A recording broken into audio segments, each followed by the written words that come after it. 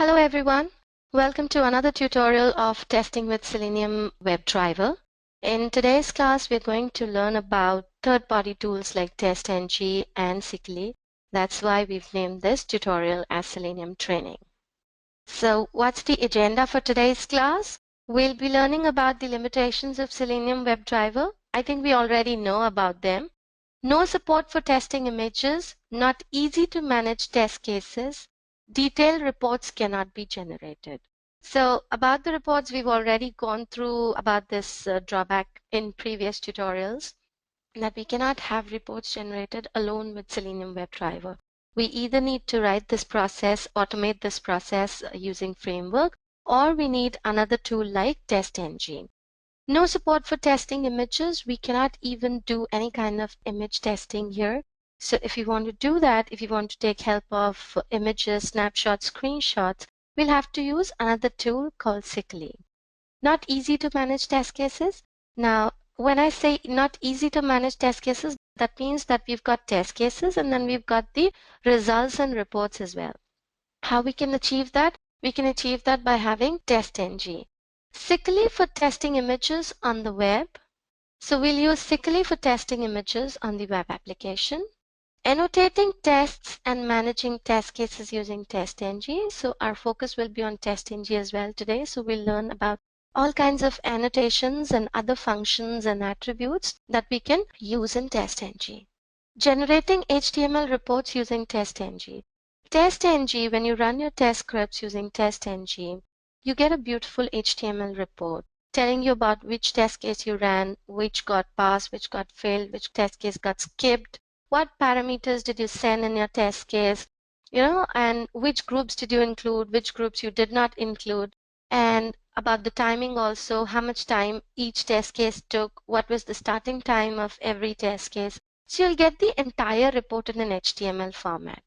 Sikuli and TestNG are used in Selenium WebDriver because of its limitations. So we've got a couple of limitations in Selenium, but like I told you, there are other positive points which take over these limitations. And how do we take over these limitations? By using third-party tools along with Selenium WebDriver. Okay, so these are the shortcomings. Images cannot be tested in web application. So let's say I have to test my application using any image recognition. Okay, I need to recognize an image and that's how I want to act upon it. Now I can't achieve that using Selenium WebDriver. Dependency on external tools for test management. So you need to be dependent on other test tools for test management as well. Does not have any reporting facility. Again, the same thing. WebDriver alone cannot generate report for you. So that's the reason we either need to automate this process using frameworks or we need to use some other tool like TestNG. Okay, this guy is saying that I have to verify the images that are present in the web page, but Selenium doesn't support image-based testing. So he's talking to this guy, which answers, okay, that's simple. Please integrate Sikuli with Selenium for testing images. So today in this tutorial, we're going to integrate Sikuli along with Selenium WebDriver, and we'll see what we can achieve using Sikuli. Okay, now let me be very clear in this. Sikuli can be used for testing your desktop-based applications as well through image recognition. But here we are learning web applications, how to automate web applications. So our focus in terms of Sikuli will only be concentrated to web application and will not be handling any desktop application. Selenium plus Sikuli. So if you can see here, I can do web testing and I can do image testing as well. How does Sikuli work? Automate anything that you see on your screen. Absolutely correct. You see anything on your screen, it could be a link, it could be your text boxes, any element for that matter. You just have to take a snapshot and act upon it. So we've got a few classes in Sikuli using which we will be identifying these images, converting them into patterns, and then we will act upon them. Sikuli uses image recognition techniques to test images visible on screen. It then performs operation on those images. It provides a GUI for scripting where screenshots images are sent as parameters. Now we'll be using our IDE itself for writing these scripts, okay? Alright, so that's about Sikuli IDE. Now, instead of using Sikuli IDE, we'll be writing our test scripts in the Eclipse itself. We won't be taking help of this Sikuli IDE. Yes, you'll ask me that, okay, you'll think, how do we get to know the functions? You'll absolutely get to know the functions because I will tell you which classes to use. So when you just press Control space, you'll get to know which all functions I can use within this class. All right. If you can see here, these are the image searching commands: find all, wait, vanish, exists. And these are mouse action commands: click, double click, hover, drag, drop, right click. Other limitations of Selenium: I have a very long code. Okay, I think we're moving towards TestNG. I'll just check here. Now, before I move to TestNG, let's do some practical examples using Sikuli. Okay? Like I said, I won't be using Sikuli's IDE. The reason is, see, I'm already working on WebDriver using Eclipse or any other IDE. So I don't need Sikuli's IDE to write my scripts. I just need to bring in Sikuli's jar into my project. Okay. Once I have that jar, I'm all set to call its classes and use its functions. All right. Now, if you see here, I've already created this project, Edureka Sikuli project. Okay. There are two classes which I'll just show you one of them, and then we'll write one more live class here. Now this is Jari system library, so you know that when you create a project, Java project in Eclipse, you get this library on its own.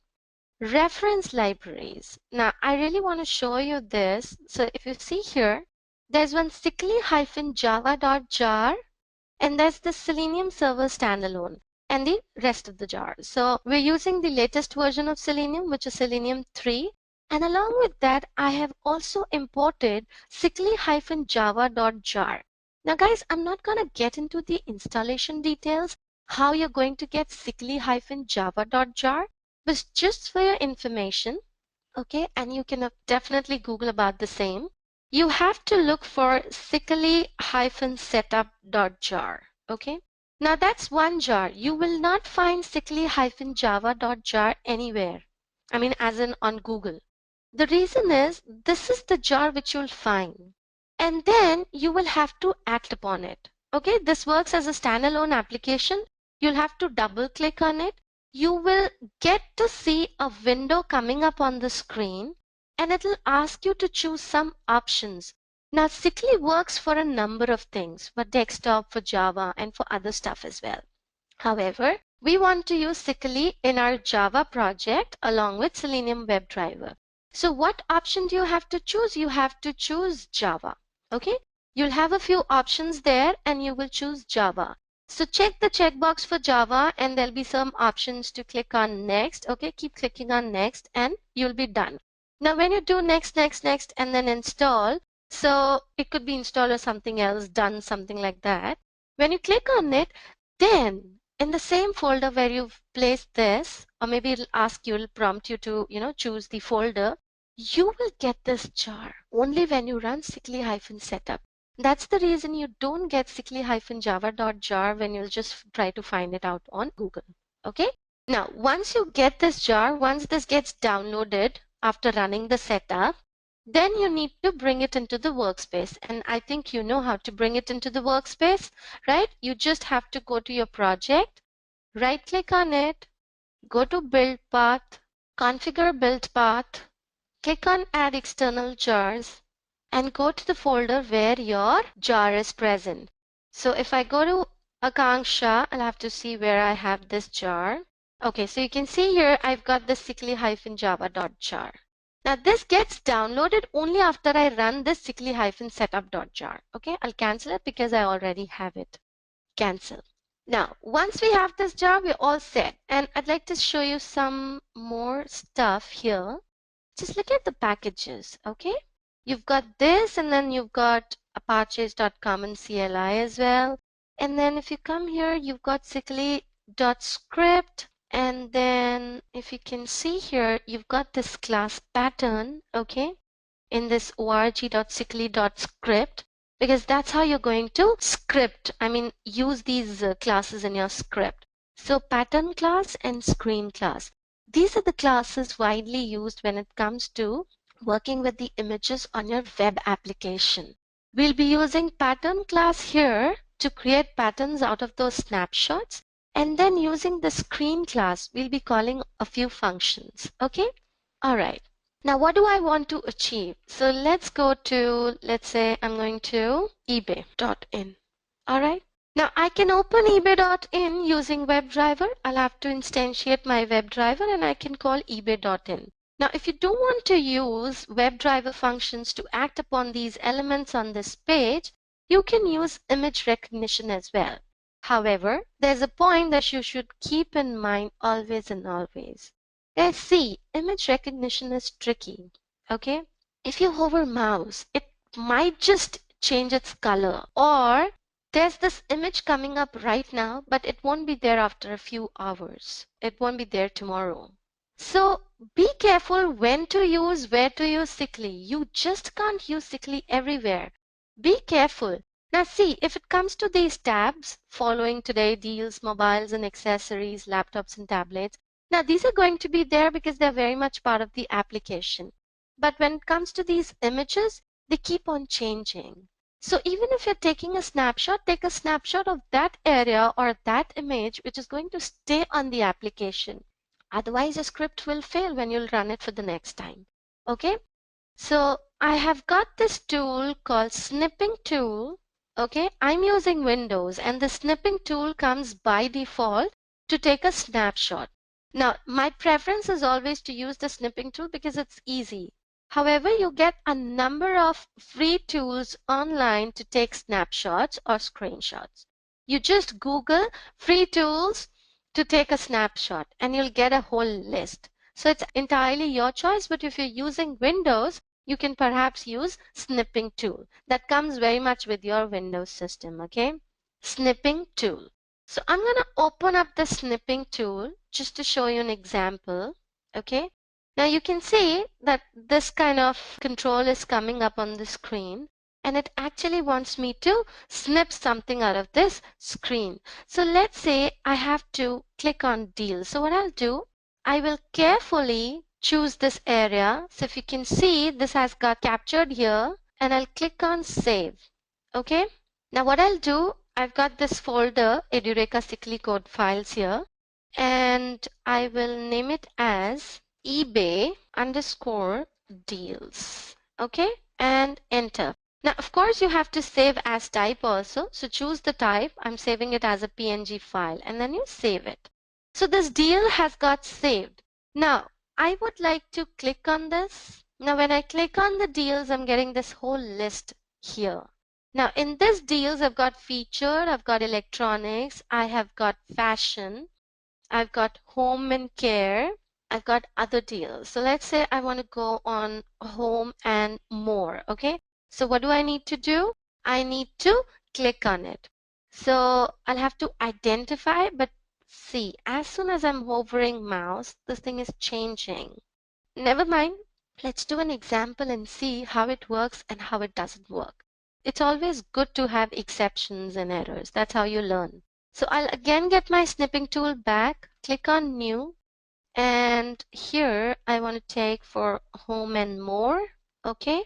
And then I'll save it and I'll name it as eBay_home. All right. And save. Now we've got two snapshots and let's go back to Eclipse. I'll show you the existing example. Okay. Just for your reference, and then we'll write this one. So if you can see here, I already have two classes, eBay and Facebook login. Okay, let me expand this. Now, if you look here, okay, now I'm using JavaScript executor probably because I have to scroll down, but you don't worry about this. So for invoking this, I'm using WebDriver. Just take some time to have a look at this piece of code. To invoke eBay.in, I'm using this piece of code of WebDriver. Then I've created a function called select furniture. So I'm trying to select furniture on eBay, right? Now, if you can see here, these are the images, the PNG files that we saved. Okay, exactly the ones like we saved. So if you look at this location, user, Akiash, desktop, Edureka, Sikuli code files. I think that's the same one, right? No, not this one, sorry. Let's go to desktop, Edureka, Sikuli code file. So if we see here, that's C users, Akiash, desktop, Edureka, Sikuli code files. Okay. And there is this furniture, home, mounts, and drop down. Okay. Now I'm creating patterns using these images. That's why I said I'll be using this class called pattern. Okay. Then if you see here, I'm using this my screen to call a few functions. So if I take you to my screen, this is a screen. Now that's again a class in org.sikuli.script. This class will actually help me act upon these elements or these images.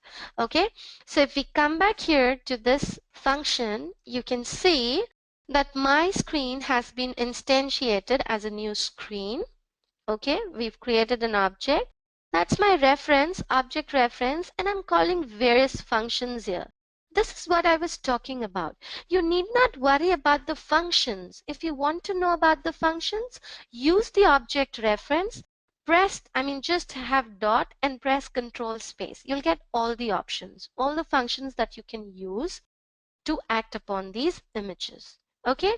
Now I'm using this JavaScript executor because I have to scroll down probably to click on something. Okay. Now that's again JavaScript executor from WebDriver. You're basically using WebDriver along with your Sikuli. Of course, if you have to scroll down, you'll have to take help of your Selenium WebDriver. So using JavaScript executor, we're scrolling down the window and then I'm clicking on this image. Because if the image is not visible on the screen, how will you click? My tool will not be able to find it on the screen. So you'll have to probably scroll down the screen and then click on whatever you want to click. Okay, so let's go back to the code. You've seen this. And one more thing, as soon as you use pattern and screen, you have to capture this exception, probable exception called find fail. This comes up from your Sikuli. What if this image is not found on the page? That's the reason we need to handle this exception. Okay. Now this interrupted because I'm using thread.sleep here. Now it depends what you're doing in the script and accordingly you'll do the exception handling and nothing much. So we'll write another eBay just exactly like this one. So I'll say new class. Okay. And I'll say eBay new. That's it, with a main function and finish. So you know that we need to instantiate the driver to get my browser. So I'll probably copy paste this piece of code which is invoke browser. Okay, let's just copy paste this. Control C, Control V. Should be outside main. I need a WebDriver. So I'll take WebDriver, driver. Okay, and Control Shift O to get the declaration. Now this has to be D, and then you can say Control Shift O to import this interface, and then I'm getting ebay.in, which is fine. And of course we should do exception handling. So I'll surround this piece of code with try catch block. Okay, just get rid of this auto-generated block. We don't need it. All right, this is done. And now I'll just create another function. Okay, and I'll name it as public void. What do I want? I don't want to return anything. That's the reason my return type is void. I want to go to home section of eBay. Okay, so I'll say search home on eBay. Okay, now the next thing we need is a screen class. So that's in your Sikuli. Okay, screen. Let's name this also as my screen. All right, and we need patterns. So if I click on here, I'm doing that deliberately. The reason is when it comes to screen, there's a screen from org.sikuli.script, there's screen from this one, and there's screen from this one. I want this one. So I would not just click on Control Shift and O to get the declaration to open this file. Okay, what I want to do is I want to click on this and find out the options. So I want the first one. I'll double click on the same. So this package gets imported and I'm all set here. Now what do I need to do? I've got ebay.in. I need to create patterns now. So for patterns, you need this class pattern, and you can name your pattern the way you want. So let's go back here and let's go again back to the home page. Where did we click on? We clicked on deals, I guess. Let me just quickly check. Yes, we clicked on deals, right? Now, for this, let's go back to the code. I will say eBay deals. You need not necessarily, like in the last example, write P1, P2, P3. Because even your variables should be comprehensive. You should be able to understand just by reading the variable name. So basically, this one is dealing with the deals on eBay. So I'll say pattern eBay deals is equal to new pattern. Again, the same one, all right? So you take the pattern and within this, you have to specify the image. So we've got this location, Sikuli code files. Just copy this, paste it, put a backslash and copy this name, eBay underscore deals.png. So I'll say eBay underscore deals.png file. And don't forget to put double backslashes. I'll again repeat this. Single backslash is considered as an escape character. So to make it a path along with the file name, we need to use these double backslashes. Okay? And in the end, just press semicolon. Similarly, we'll say pattern. The next one was home section. So I'll say eBay home. All right? eBay home deals. So is equal to new pattern, and I'll again take this. So I'll copy paste it from here this time. Control C, Control V, and then what was its name? eBay home, eBay underscore home.png. Let's check because I doubt if this will work because as soon as I hovered mouse there, it changed, right? But let's see. So we've got this. Now we need to act upon them. How do we act upon them? Using the screen class. So my object reference is my screen dot. Now if you see, you've got the whole list to work with, right? See, you're getting all the functions.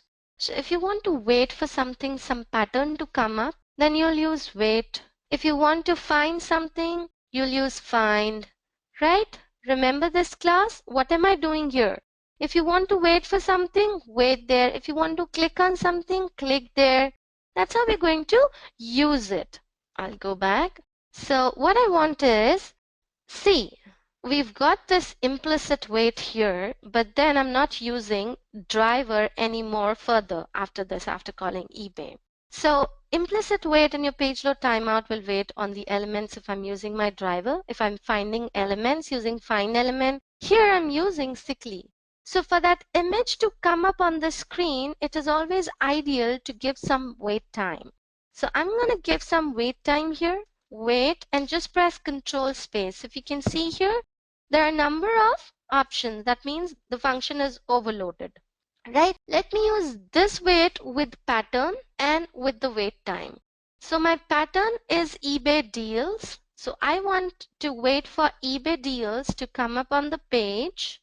Okay, that's my pattern and that's my argument. So argument is the time that you want to wait for. Let's say I want to wait for 10 seconds maximum. Done. Okay. Now, if you see here, this is saying unhandled exception, add try catch. So we'll do that, don't worry. Once I've waited for this, I will now like to click on it. So my screen dot click. There are a number of functions, guys. We cannot cover all the functions here. You just have to put a dot here and do control space. You'll get all the options and then play around with different options. Okay. So we'll click on eBay deals. That's done. Now, once I click on it, even this will take some time to come up on the screen. So I'll again say my screen dot wait. Okay. And I'd like to use the same overloaded function with pattern and time. So my pattern this time is eBay home deals. Okay. And the amount of time I want to wait for is maximum 10 seconds. And then I will click on it. So my screen dot click. Okay, and when you click, sorry, this is double en dot click, and you'd like to click on the pattern, which is this, Control C, Control V.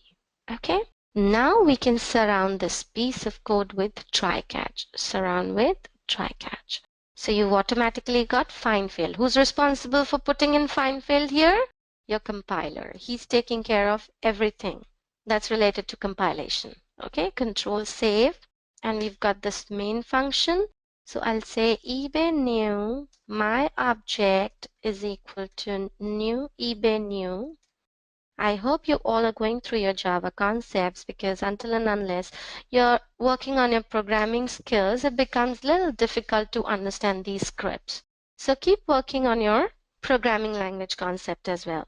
Now, what do I want to call? I want to call invoke browser, and then I'd like to call search home on eBay. I can do that here as well, but here I'm going to do that in the main function itself. So I'll say search. Now that should be SEAR, and I'll put R here as well. Control save. So my script is ready here. Okay, I'm all set to run the script, and let's keep our fingers crossed that it should work fine in just one go. So I'll say right click, run as Java application. Okay, that's recommended rather than using this green button. I don't know for what weird reason. Sometimes when I use this green button, it doesn't work. It gives me an exception. I still need to find out the reason. Okay, now you will actually feel the mouse moving on the screen. Pay attention. Have I got an exception or what?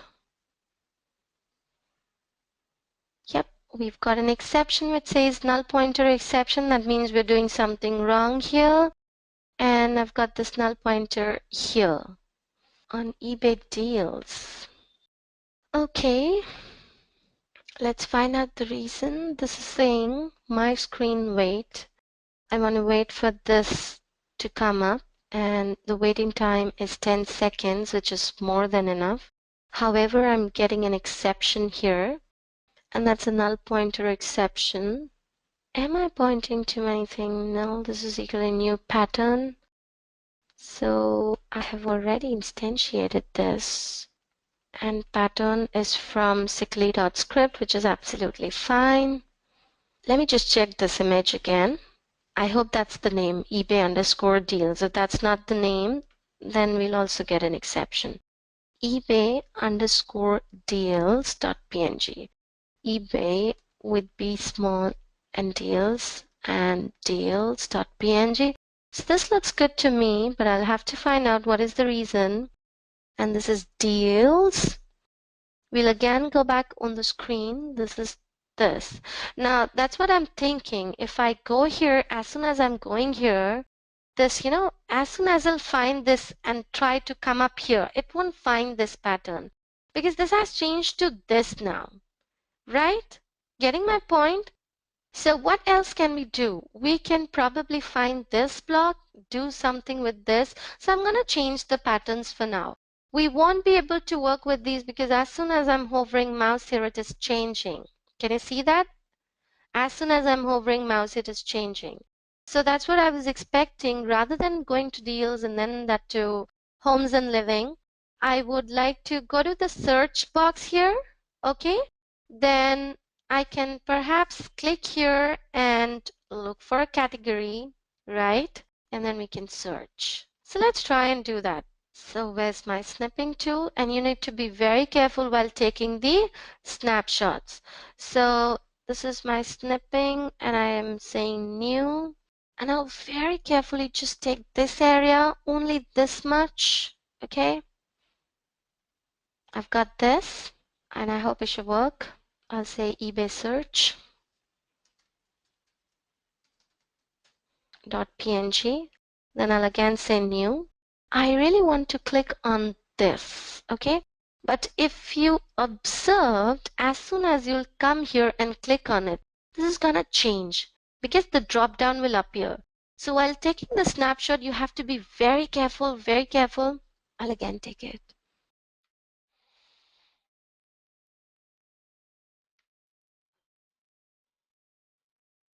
I'm gonna take only till here, completing G, okay?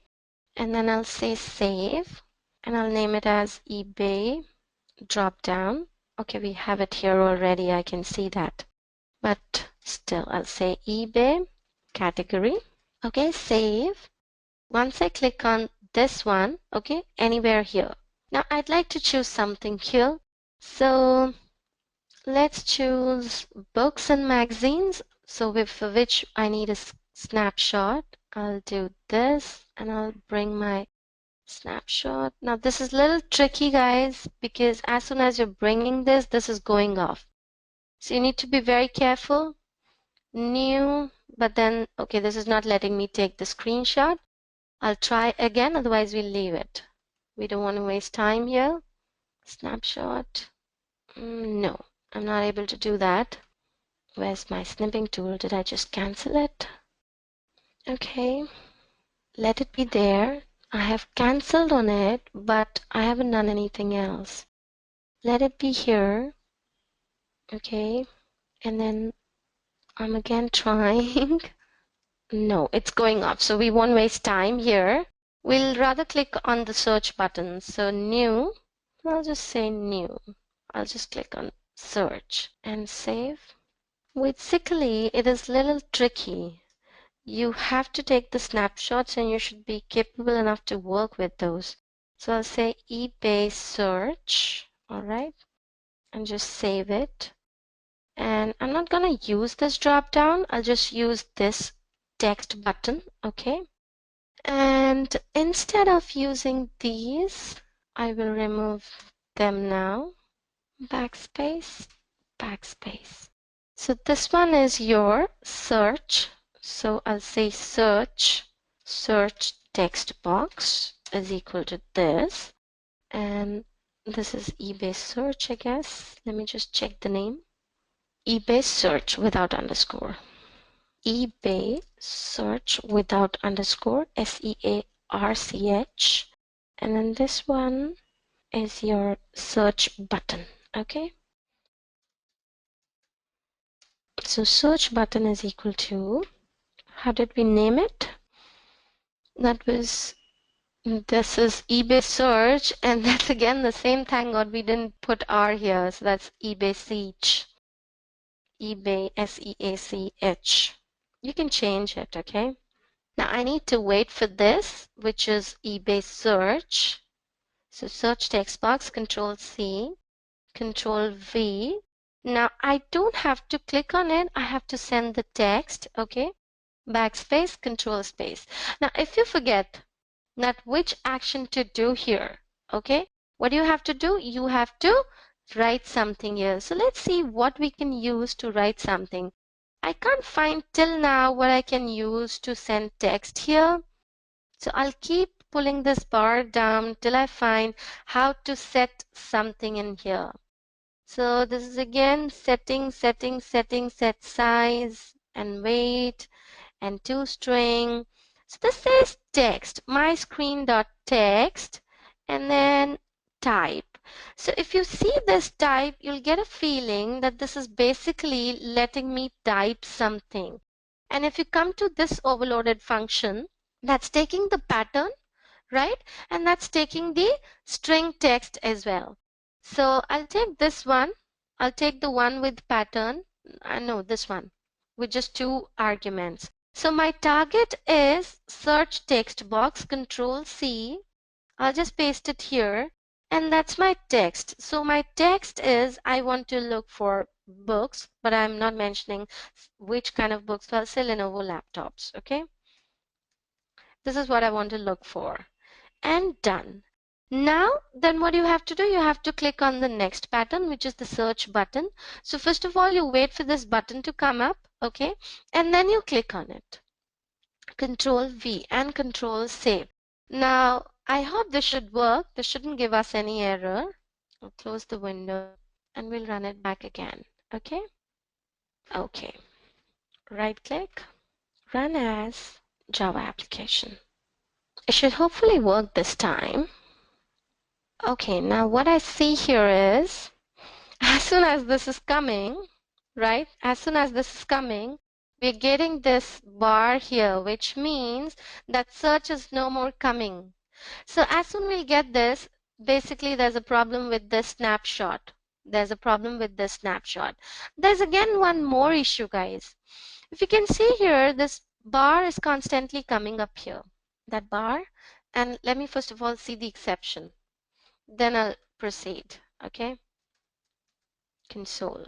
So this says again null pointer, and it says this one. I'm not able to find the search text box. The reason is same, because this time it's not the box that we took snapshot of, right? Remember, this was our snapshot. I'll just open with that search text and dot dot dot. But this is no more coming. That's the one with a bar. Okay. Now, the problem with that one is that bar is blinking. So you have to be lucky if if you take the snapshot with the bar. Okay. Then it's coming up here. So I don't want to do that mistake. What I'll do here is, let me be careful in taking the snapshot, because this is no more a search thing here. Let's say, wait for a second. Am I trying to wait here for that to come up? I'm taking time for that to come up. I'd like to open eBay again. So let's just close this, guys. We'll go back here. See, I'll close this again and I'll say eBay. I really want to check once again if the search thing will come or not. So it came up and then it went off. So this one worked for me. I'm thinking, how should I take the screenshot? Because if I take the snapshot here, what did I do? How did the search thing come? Okay, as soon as I click somewhere else, this comes up. That's weird.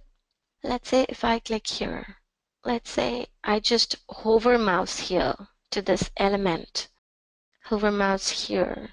So let me check if I can hover mouse on eBay. I'll close this. I'll again take eBay. I didn't expect that this is going to take this much of time, but you never know what is going to show you what result, which is fine. So let's say I'm hovering mouse here, or perhaps just here. I'm clicking here and then I'm coming back here. I've got an idea, and the idea is that I'll take help of this. I'm not going to choose the category. I'll just click on it, and as soon as I click on it, I get this. Okay, so I'm trying to be smart here. I'm going to create another pattern. Okay, and I'll say pattern drop down is equal to new pattern. All right, and we're just going to copy paste this thing. Control C, Control V. And how did we name that one? The drop down, all categories. So eBay underscore category with small c. So that's eBay underscore category. Okay, .png. Control Z. Right? And I'm going to take help of that to get back that search button. So what I'll do, I will not wait for this button now. I would rather wait for drop down, Control C and Control V. And then I will click on it, my screen, click on that drop down, and that's Control V. I'll click on it. Okay. Now once I click on it, I'm getting back that search box. So then I'll type something here in Lenovo laptops, and then I'll go to search button. Okay, and click on it.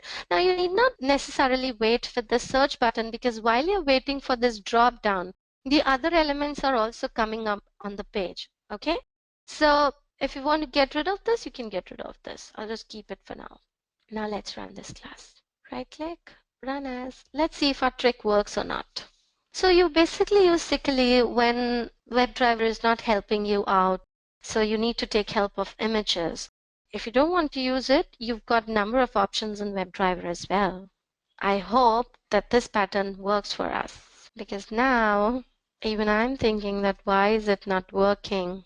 We've again got null pointer which says drop down, and this pattern eBay underscore category. Let me just find out that's the same one. eBay underscore category.png. Yes. Okay.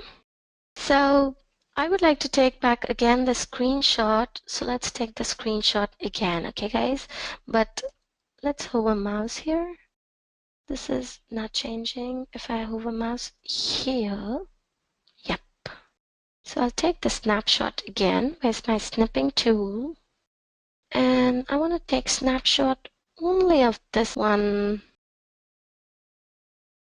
Now when I was hovering mouse, there was another text coming up here, so I'm not sure if that's gonna again work up or not, but there's no harm in trying out.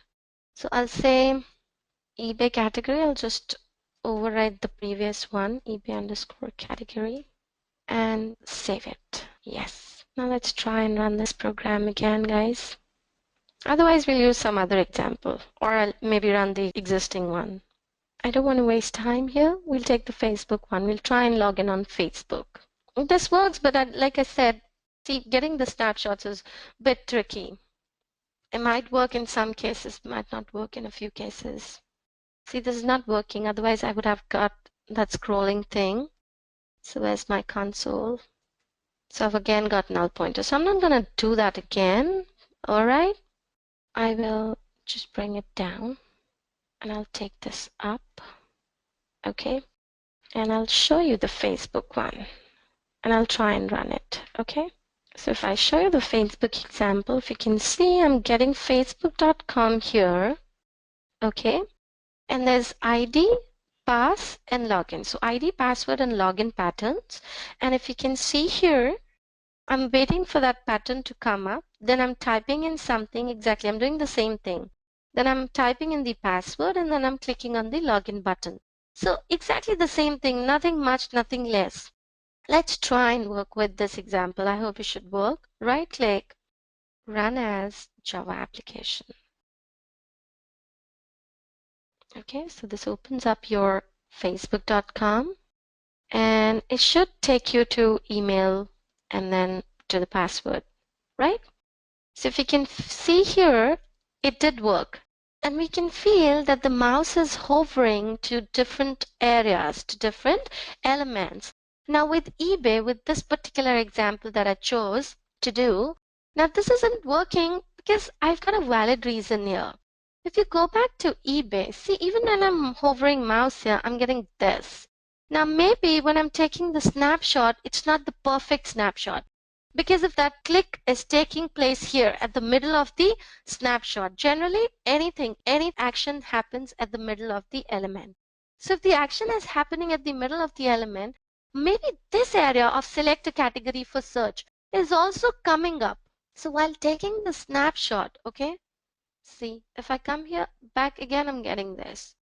So that's on your luck as well, that you know whether the snapshot you've taken it works in one go or it takes multiple times. So we'll get rid of this example. You just saw how Facebook worked for us well. We'll get rid of these windows. Now let's go back to the presentation, PPT, and we'll go to the next slide. Okay. Here they're again talking about the other limitations in Selenium. He's saying, I have a very long code. Managing various tests is wearisome. Neither do I get detailed reports about those tests. So this guy says, both the problems can be solved. Use TestNG in Selenium for test management and report generation. Now this test management is basically handling your test suite. And we've got a beautiful file called TestNG.xml, or you can call it configuration file, which helps you manage your test suite. Okay. What is TestNG? TestNG is an open source testing framework inspired by JUnit. It stands for Test Next Generation. TestNG is more flexible and powerful than JUnit because of below functionalities. We'll just go through these. Annotations, prioritization, method dependency, disabling a test case, grouping, assertions, parallel testing, and report generation. Okay, these are the reasons. See, we've got these things in JUnit as well. All right, it doesn't mean that we don't have annotation in TestNG or we cannot disable a test case in TestNG. Yes, we can. But TestNG is more flexible. It's more powerful than JUnit. Let's talk about method dependency. Okay, method dependency cannot be done in JUnit. So what do you mean by method dependency? Let's say you want to run test script. Okay, it has got multiple test cases.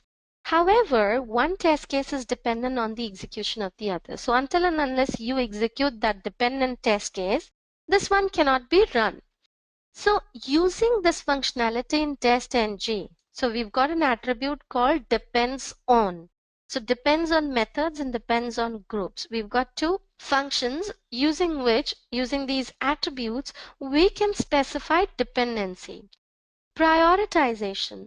We can prioritize our test cases.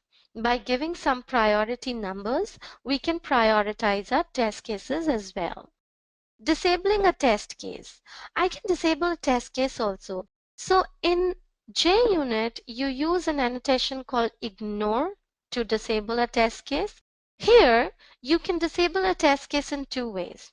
You either use an attribute in your test class, okay, or you use another tag in your TestNG.xml, your configuration file. So I'll tell you both the ways. Then comes grouping. You cannot group your test cases in JUnit. This is a brilliant feature in TestNG.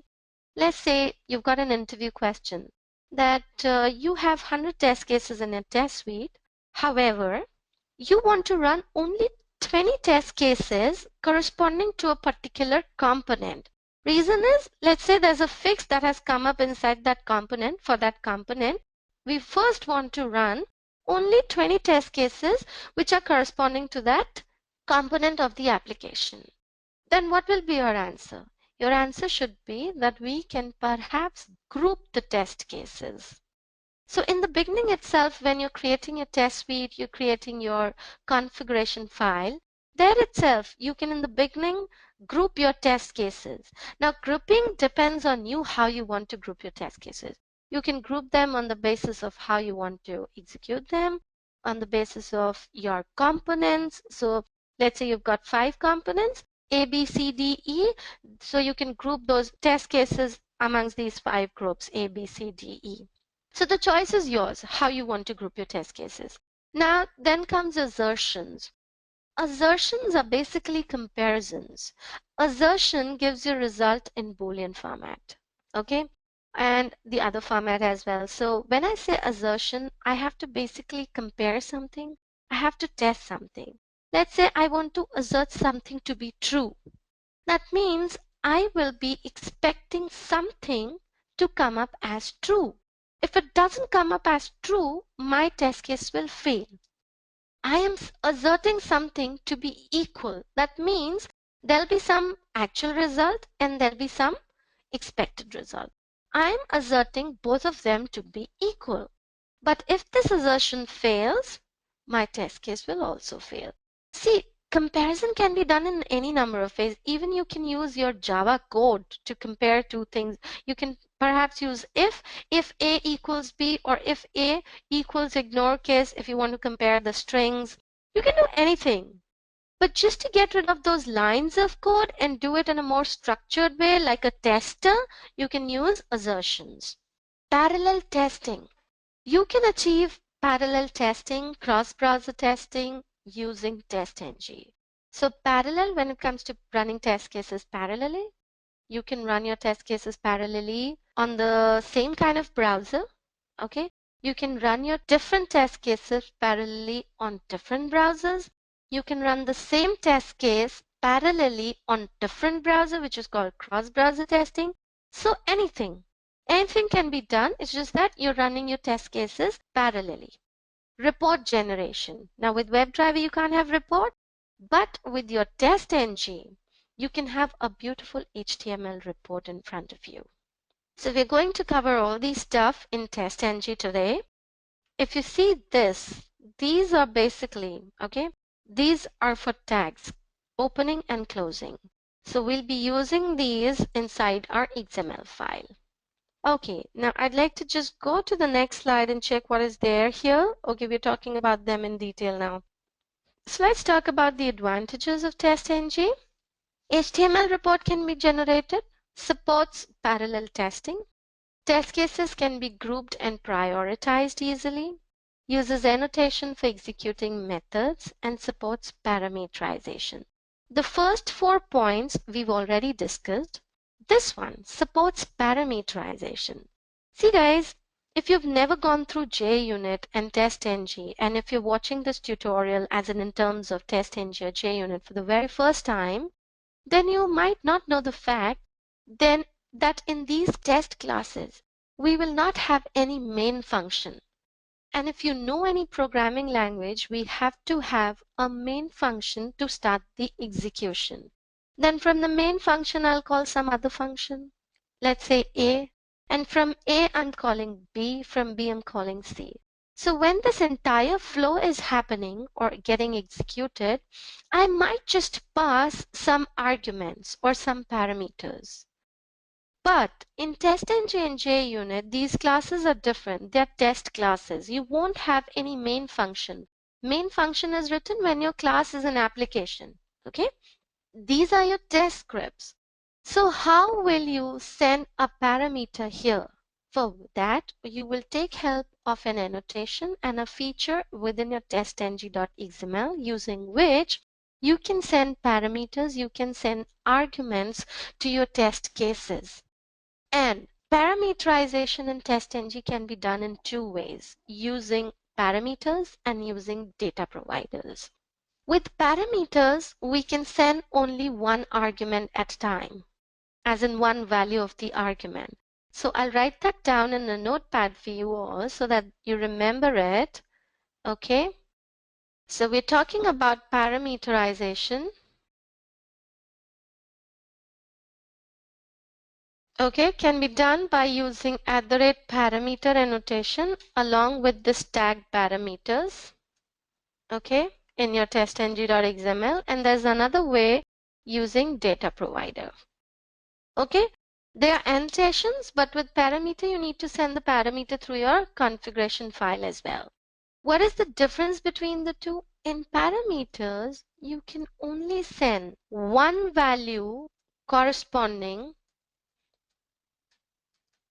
to any parameter. Only one value at a time. You can send only one value at a time corresponding to any parameter.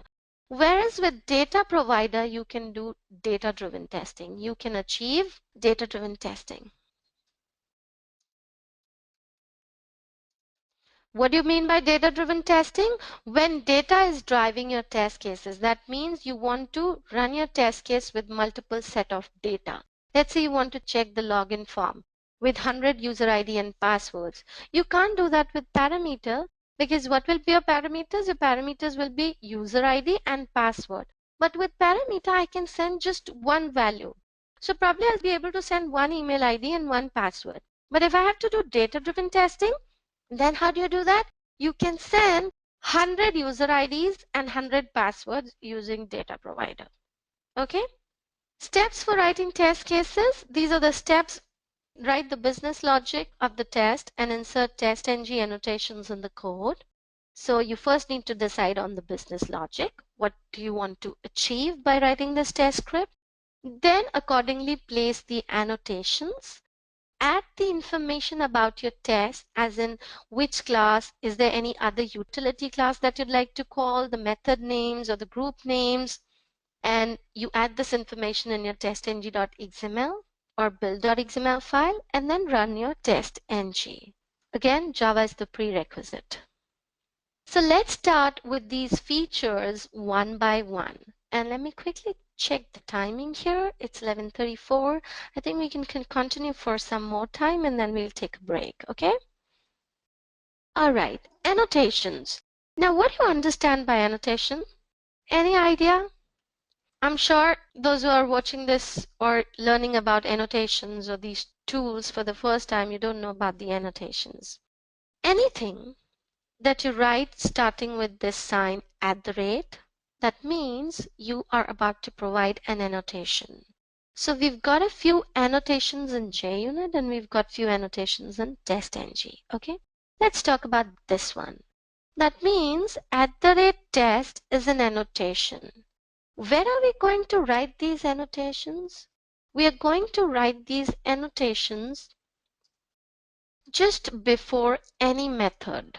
Okay, so let's say you've got a function public void invoke browser, or let's say login to Facebook. Okay, now if I have to run my piece of code in login to Facebook, how will I do that? I will call it from main or I'll call it from another function.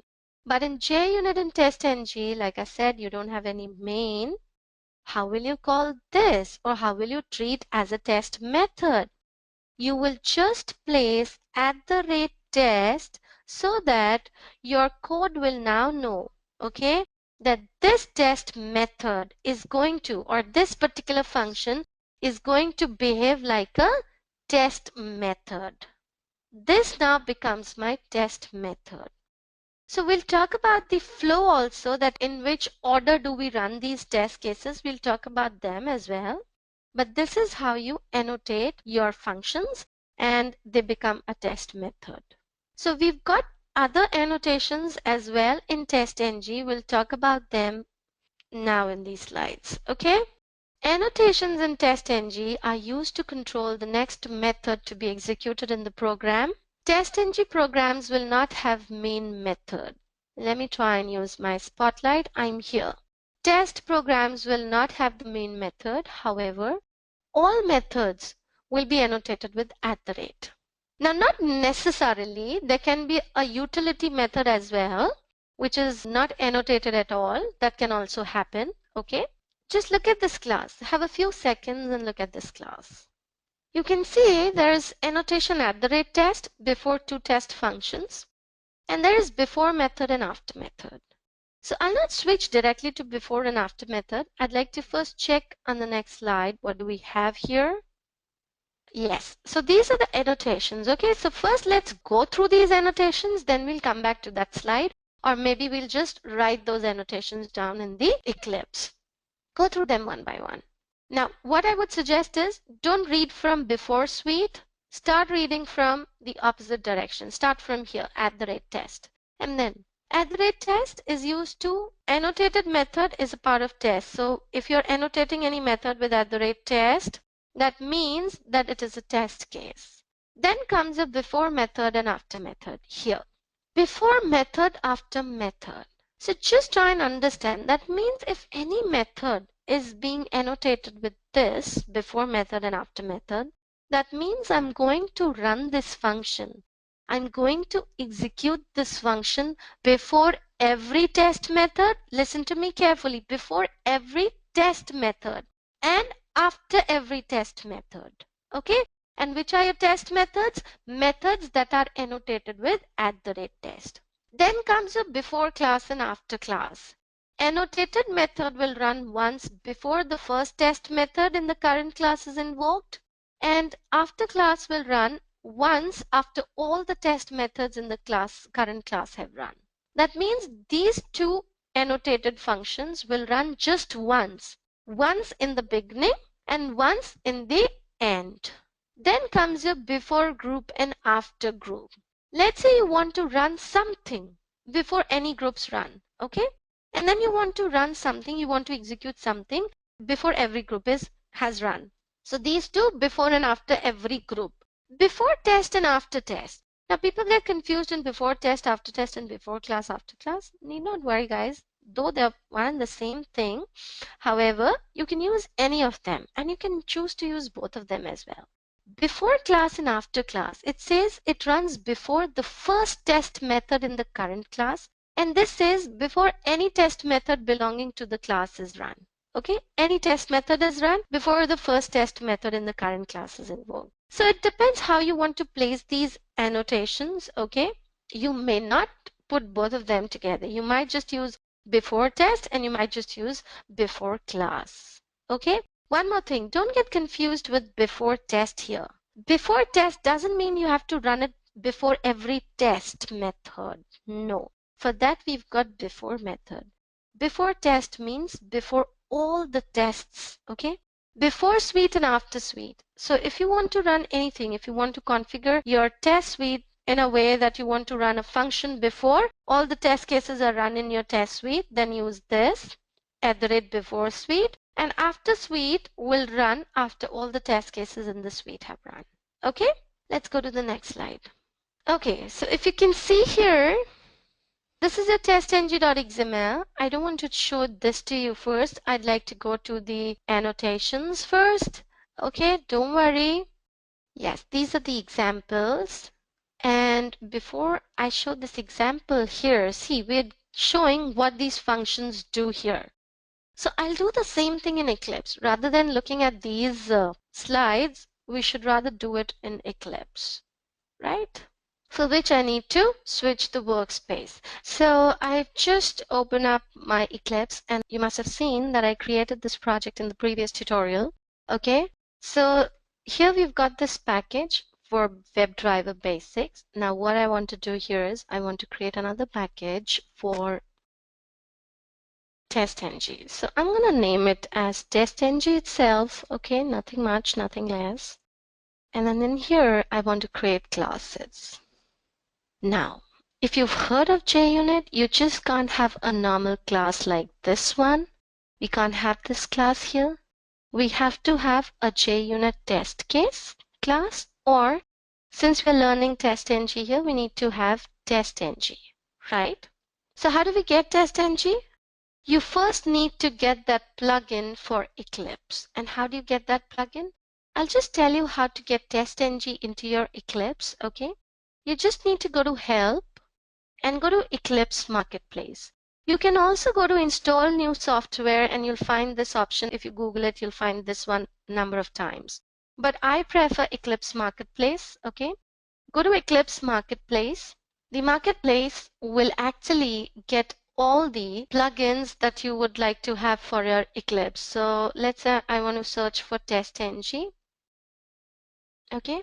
I won't be downloading or installing or updating or doing anything because I already have TestNG in my Eclipse as a plugin. I'll just show you how to get this. This is pretty slow. Okay, we've got this. So I'll just type in TestNG here. Okay. TestNG and just press enter. I'll just wait till the time we find TestNG so that you can see that you will get all the plugins at Eclipse Marketplace. Okay, so as you can see, you've got TestNG for Eclipse. It is giving me the option to update because I already have it, or uninstall. If you're downloading this for the first time, you will get an option to install. Now, once you click on install, it'll ask you to get TestNG as a normal TestNG, or do you want to get it for SVN, or do you also want to get it for Maven? You just get it for the normal one, okay? And then click next, next, next, next, next. Now, once you finish this entire thing, it'll pop up something like, you are downloading this from an untrusted something. It'll kind of give you a warning. Just accept it, okay? There's no harm to download TestNG from here. And then press OK. Once it gets installed, it will ask you to restart Eclipse. Once you restart, plugin will get installed into your Eclipse, okay? And I'll quickly show you how to get it from this option as well. So you just click on Install New Software. Click on this Add button.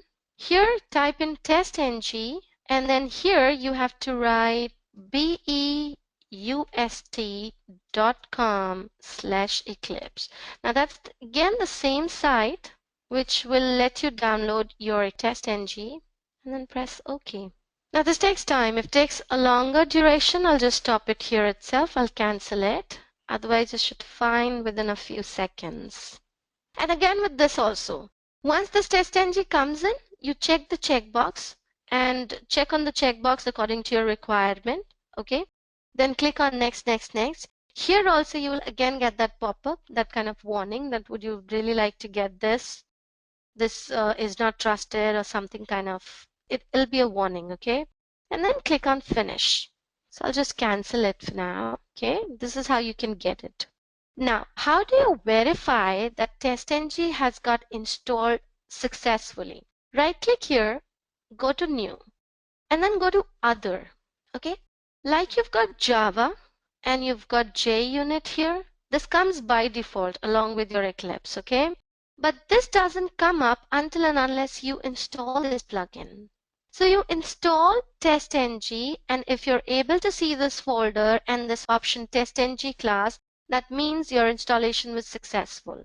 Okay, click on next. Now, it is all about annotations. So let me give you a brief on annotations, and meanwhile I'll just create this class. So let me give it some name. We'll say test annotations, okay? That's how I want to name this class. And finish. I have not included any annotation from the options that it was giving me. Now, before I go to my notepad and start talking about the annotations, can you all see that you're getting these errors here and here as well? If you click on it, it is asking you to add TestNG library. See, it has come up as a plugin into your tool, but you have still not brought it into your project. You haven't imported this library. So add, just double click on it. You can see as soon as you double clicked on it, the errors have gone from here and this thing came up here. That means that TestNG has been added to your project. Okay? Just save it. Now let's go back to the notepad and talk about annotations. So this is one, and then you've got @before test. You've got @after test. You've got before class. Let's just skip this. This is going to take time to type in before class, before suite, after suite, before group, after group. So you can use all the annotations as and when required. And why is it said that it's better from JUnit? Because in JUnit, we've got limited number of annotations. We've got before, after, before class, after class. We've got ignore and we've got test. Okay. Here, you just saw in the PPT how many annotations we here have. We've got @parameter also apart from these test annotations. We've got @data provider as well. Okay. This makes our life easy. So let's say I've got these functions. I'm not going to do anything related to web application. I'll just demonstrate how these annotations work for you. Okay. @test, and then I'll say public void F2. Okay. And then I'm going to include before test and after test. @before test. As soon as I'll write before test, I'll get some error here. And I'll say public void before all the tests. Okay, I can see that I've got this because I have got only test as my annotation. What you have to do is just replace it with star. Asterisk, which means I'm going to include all the annotations. @after test. I'll just include a few for demonstration. Okay, public void after all the tests, and this should be actually not before all the tests, it should be before any test. So that's basically before any test, before you run any test, so before any test. And this should be after all the tests. Okay, we're talking about it literally. So that's done. @before method. So you know before method runs before every method. So that's how we are going to name the function as public void before every method. Okay, and then @after method. So what are we going to do here? Public void after every method. Okay, done. Here, let's include before class and after class also. Okay, before class. So I'll just say public void before class. I'm going to name it exactly like this. And then I've got @after class. So I'll say public void after class. What I really want to do here is just give me a second, guys. I don't remember the option, but I think we go to Windows, we go to Editor. No, we go to. I want to increase the size. So I've forgotten the place where we change the. Let me just Google it for you, okay?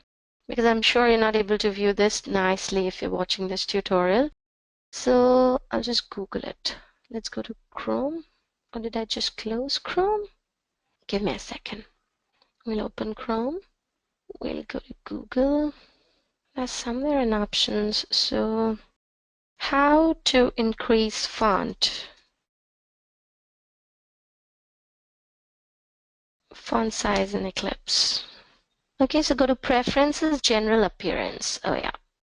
go to Windows, Preferences, General, Appearance, Color and Fonts, and then I think we have to go to Basic, and then I think we have to go to Text Font, and that's 10, and if I increase it to, can I edit it? Let me just check before doing anything else. Select text font and change to whatever size you like. Yes, right. So yes, that's it. I like to change it to 12 or maybe 12 I think should be sufficient. Let's take it as 14. Okay. And that's too big. That seems too big to me. I'll just make it 12, guys, okay? Let's make it 12. All right. And okay. And okay. Yeah, this looks better now.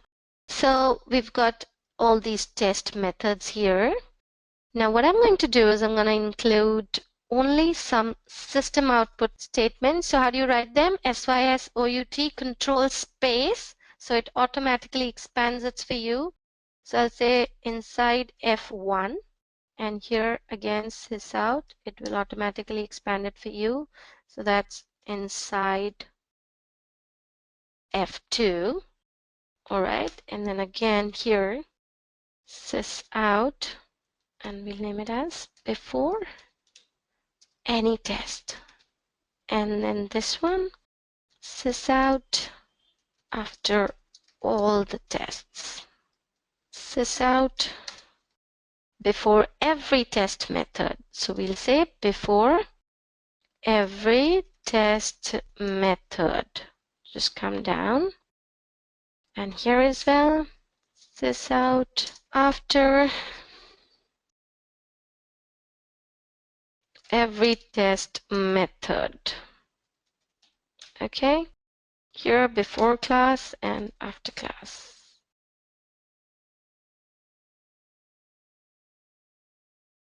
And this one, sorry, T, after class. Control save. Okay, and how do you run? You see that there is no main function.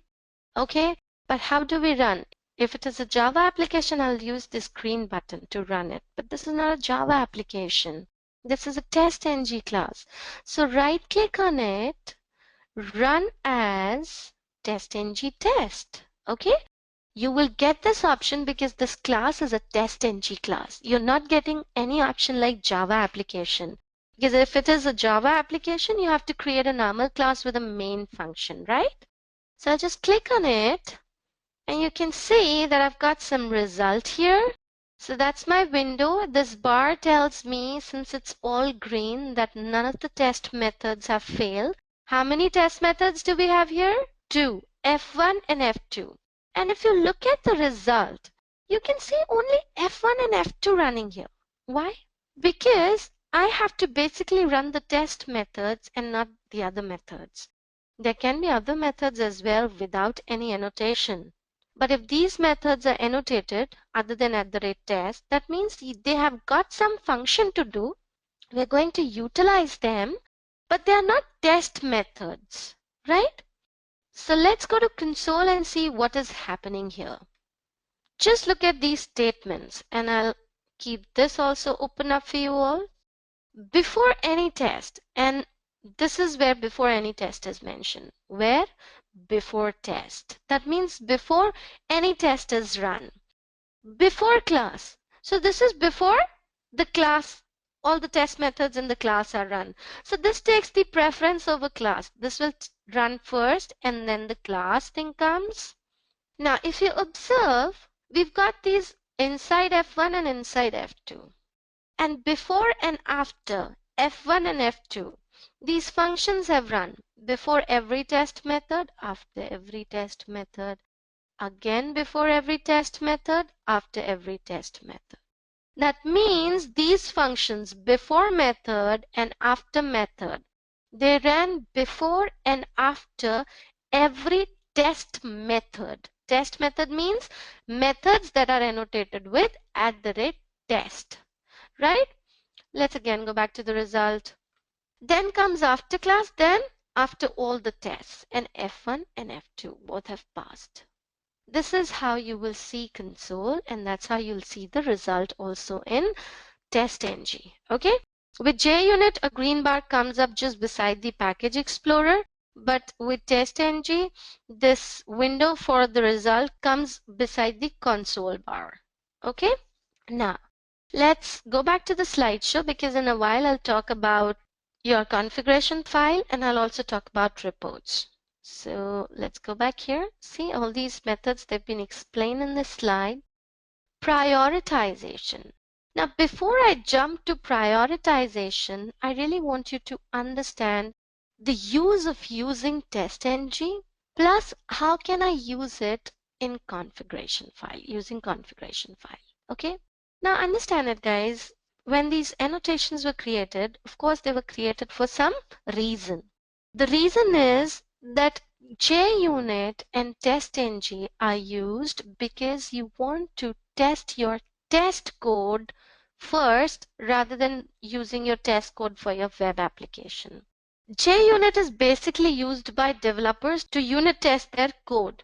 So first they unit test their code at their end, and then they send that build or the entire code to the testers for verification so that they can run other set of test cases on that. But before they send it to the testing team, they first need to verify at their end whether their code is working fine or not. Here with automation testing, you are acting as a developer along with as a tester as well, because you're writing test scripts. So you need to test your test scripts for their accuracy as well. How do you do that? By putting in a few positive scenarios, negative scenarios, and using tools like JUnit and TestNG. So you see there's no main function because we're only bothered about testing the test method, okay, or testing the code. Now let's talk about TestNG, use of TestNG in testing web application. So before test, it says that this test will run only once at the beginning of before you run any test case. Now, if you think of Selenium WebDriver, what is that one thing you do in the beginning? You invoke the browser. So that's invoked once, and then you start running your test scripts or test cases, right? So here in before test, perhaps you can write your code to invoke the browser. And then what do you do inside after test? Because that will again run after all the tests have run. You can close the browser. Then the question arises, what will you do in other annotated functions like before method, after method? Anything, guys, anything depends on your use. You can do verification by just getting the title of the page, just before every test method is run and after every test method is run. You can get the current URL. You can take a screenshot, anything. Anything that you'd like to do before any test case is run and after any test case is run. You can do that in these methods. So that's the use of these annotations when combined with Selenium. Okay. Now, the next thing is, how do we configure a file with the same thing? So there's a file called testng.xml, or you can name it anything. It is a .xml file. So what I'm going to do here in this project is, I will right click, I'll go to new, and I'm going to create a folder because it's a configuration file. So I really need to have another folder named config. So I've created this config folder here. And in this folder, so I'll right click on it, go to new again. I'll create this file testng.xml. So now people ask me that how do you create dot properties or how do you create XML file here? It is a file. So you choose the option file. Then the only thing left is to give the extension. So if it is a dot properties file, give dot properties. If it is an XML file, give dot XML, and then click finish.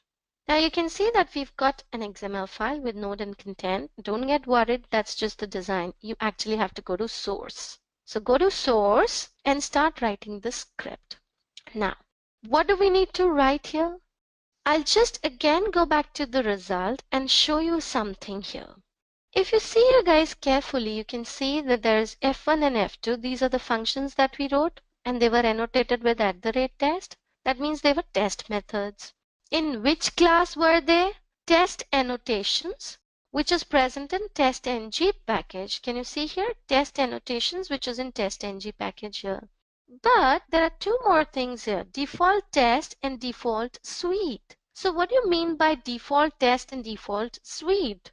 So your default test means I have not given any name to this test, and default suite means I've neither given any name to the suite as well. What is a test? This test doesn't mean that it is a test method, so don't get confused. It means it is a scenario.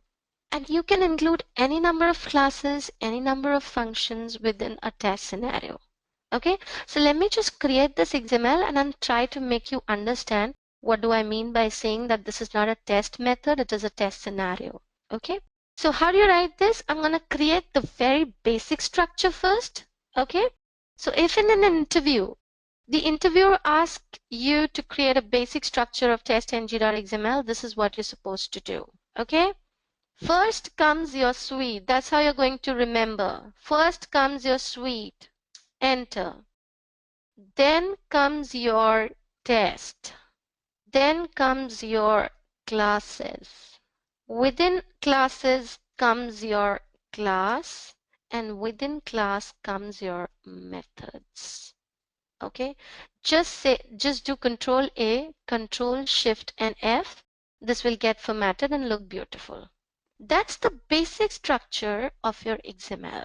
It doesn't mean that it'll have only these tags. No, there are a number of tags here that we can use, but these are the basic ones. This is the structure you have to first follow. Okay, now if I don't give it a name, it'll again come up as default suite. So I definitely would like some name here.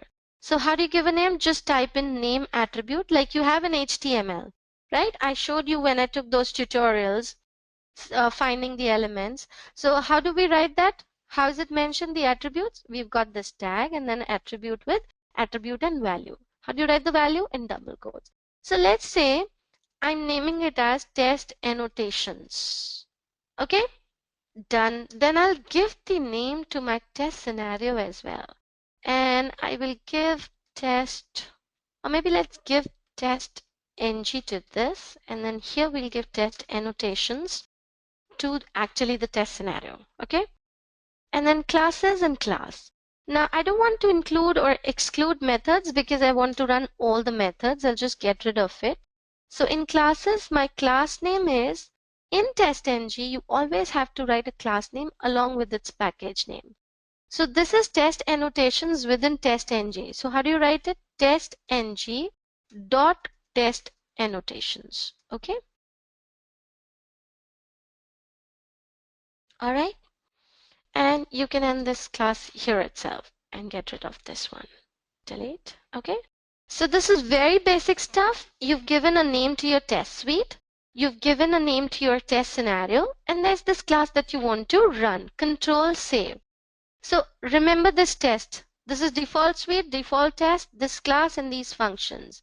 Now if I run this configuration file now, rather than running this test, right click, run as TestNG suite.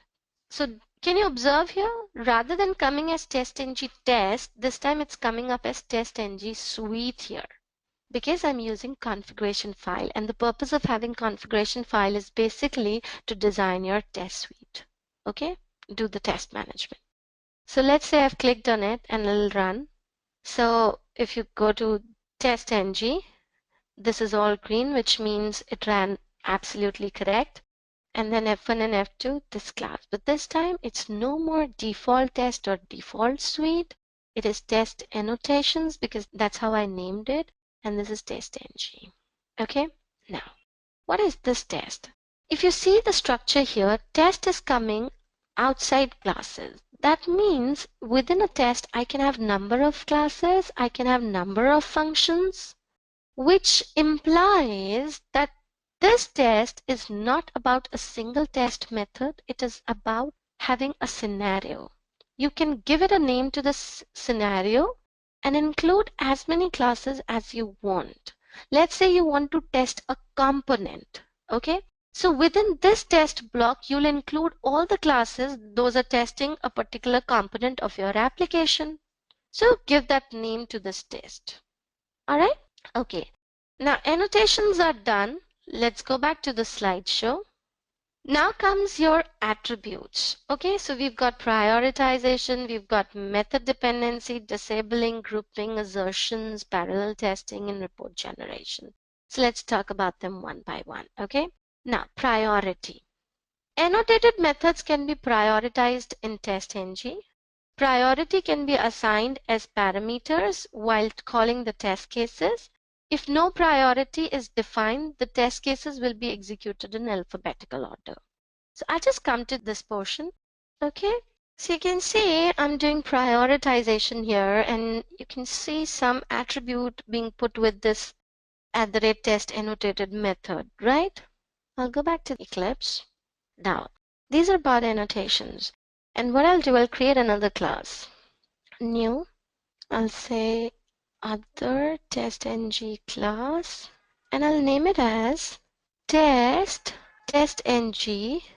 attributes. And I'll test all the attributes within this class, okay? Finish. We've got this. I'll expand it for you all. Okay. Now within this class, this is @. I'm going to show you something. Let me just copy paste them. I'll take the entire thing.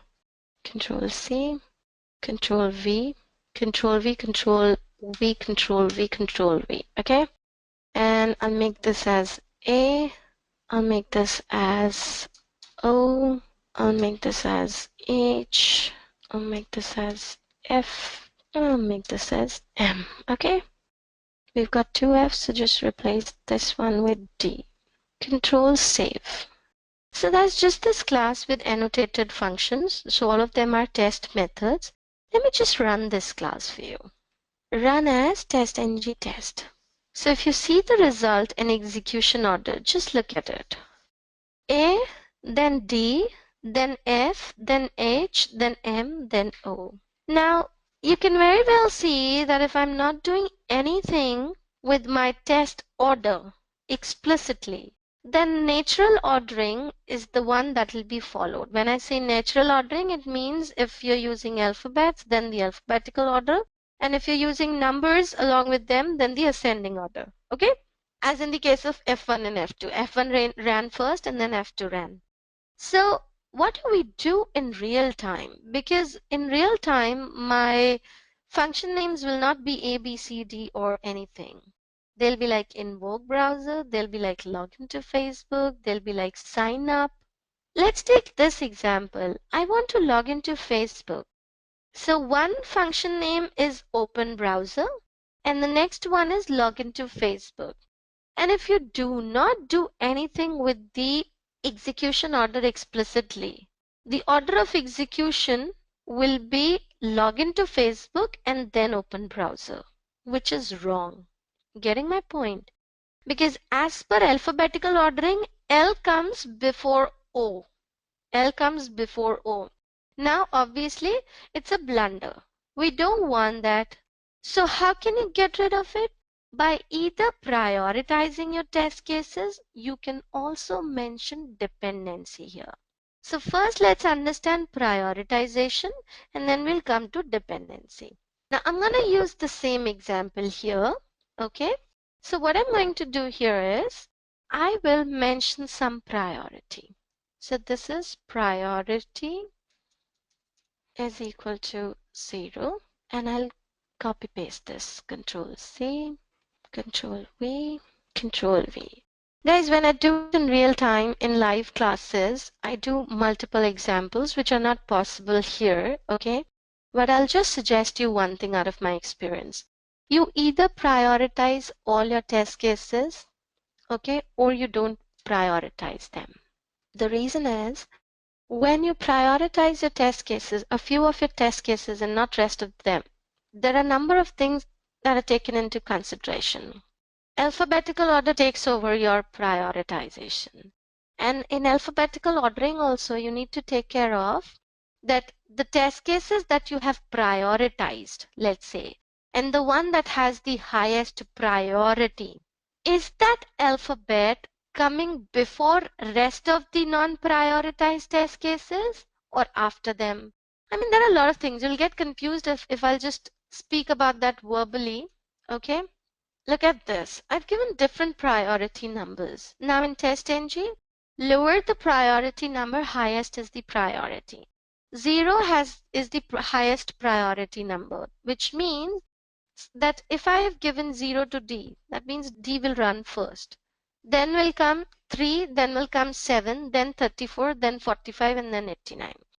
I have deliberately taken these numbers so that you don't tend to understand that even your numbers should be in ascending order, as in 1, 2, 3, 4, 5. No, you can take any number. You can pick any positive number. But 0 has the highest priority. You should always remember this fact that 0 has the highest priority. Okay? However, you just saw in the slideshow that if your test cases are not prioritized, your alphabetical order will take over.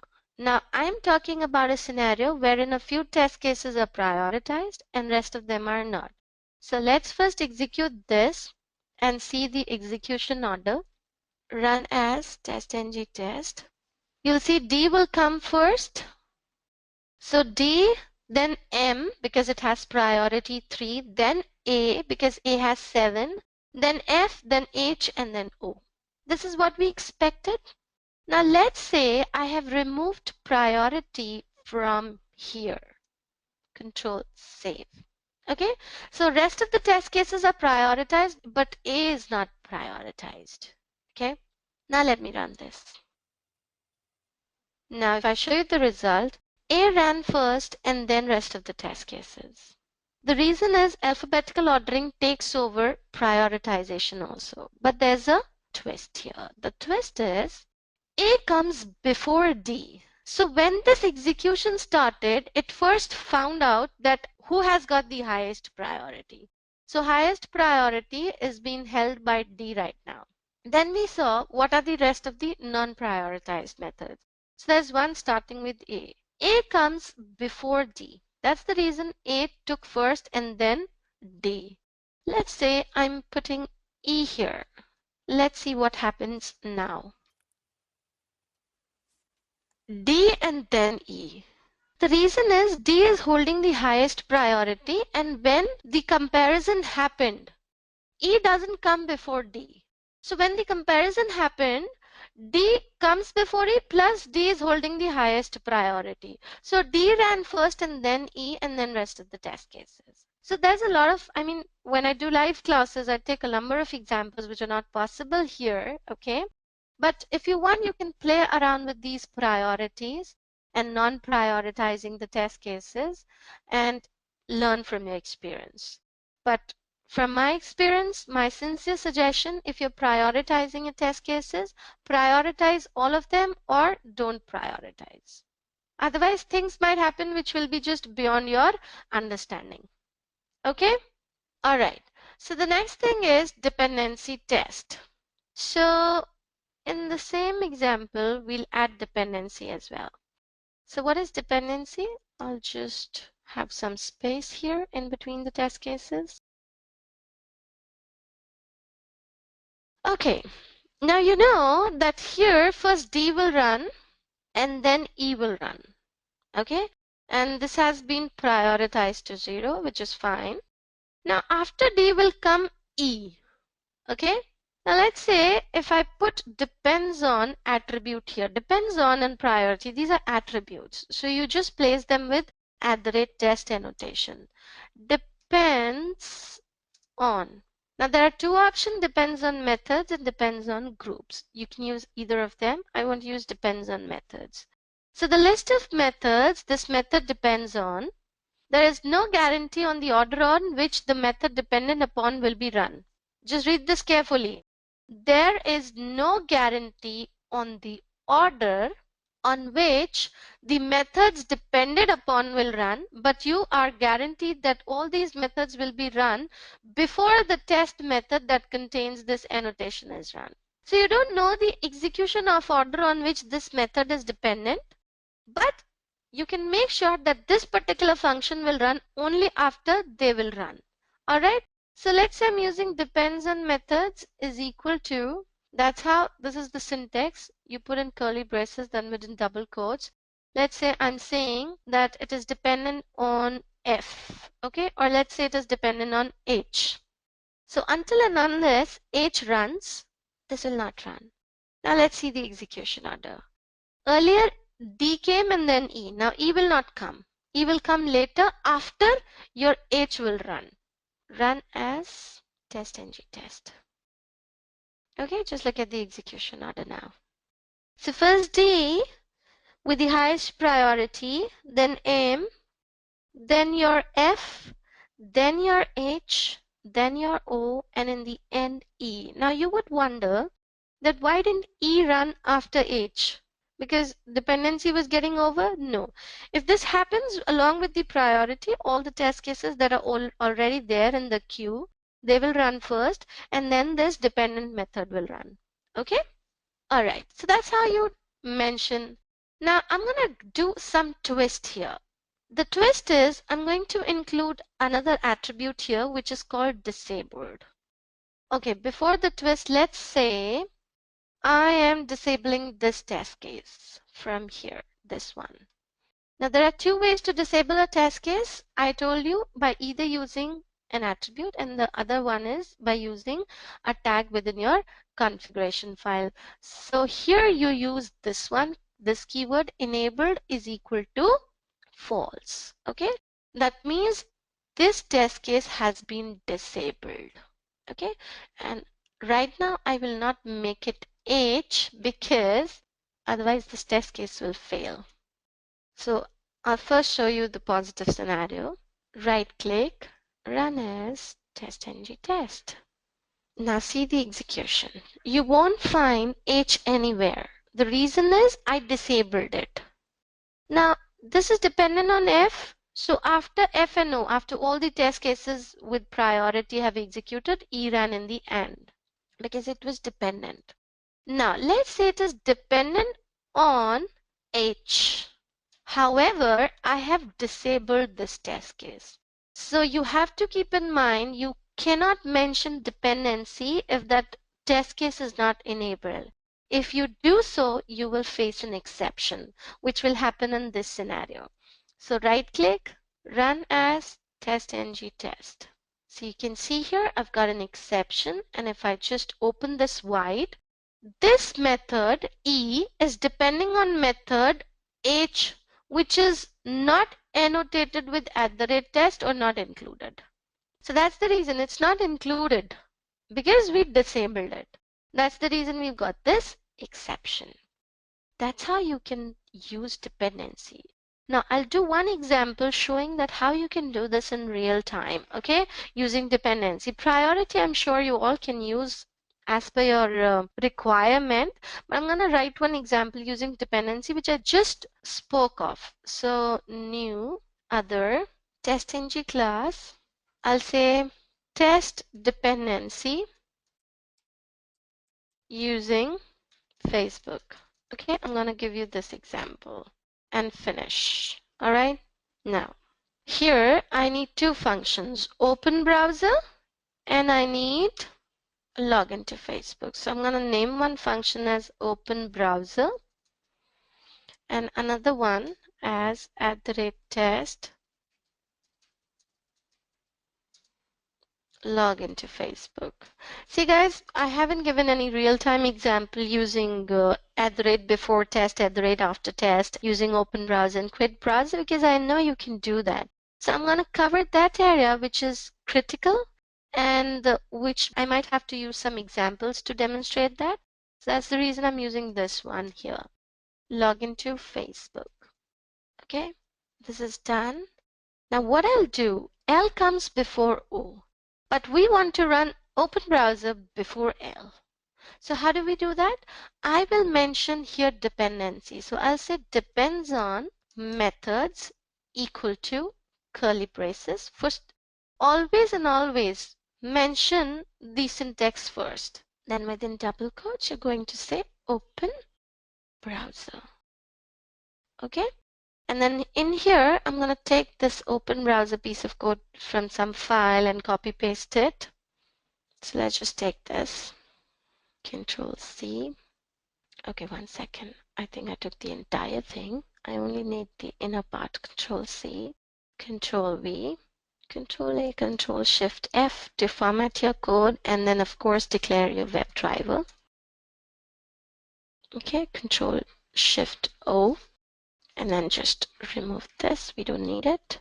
You can say driver dot get https://www.facebook.com. All right, and then you have to write login code here.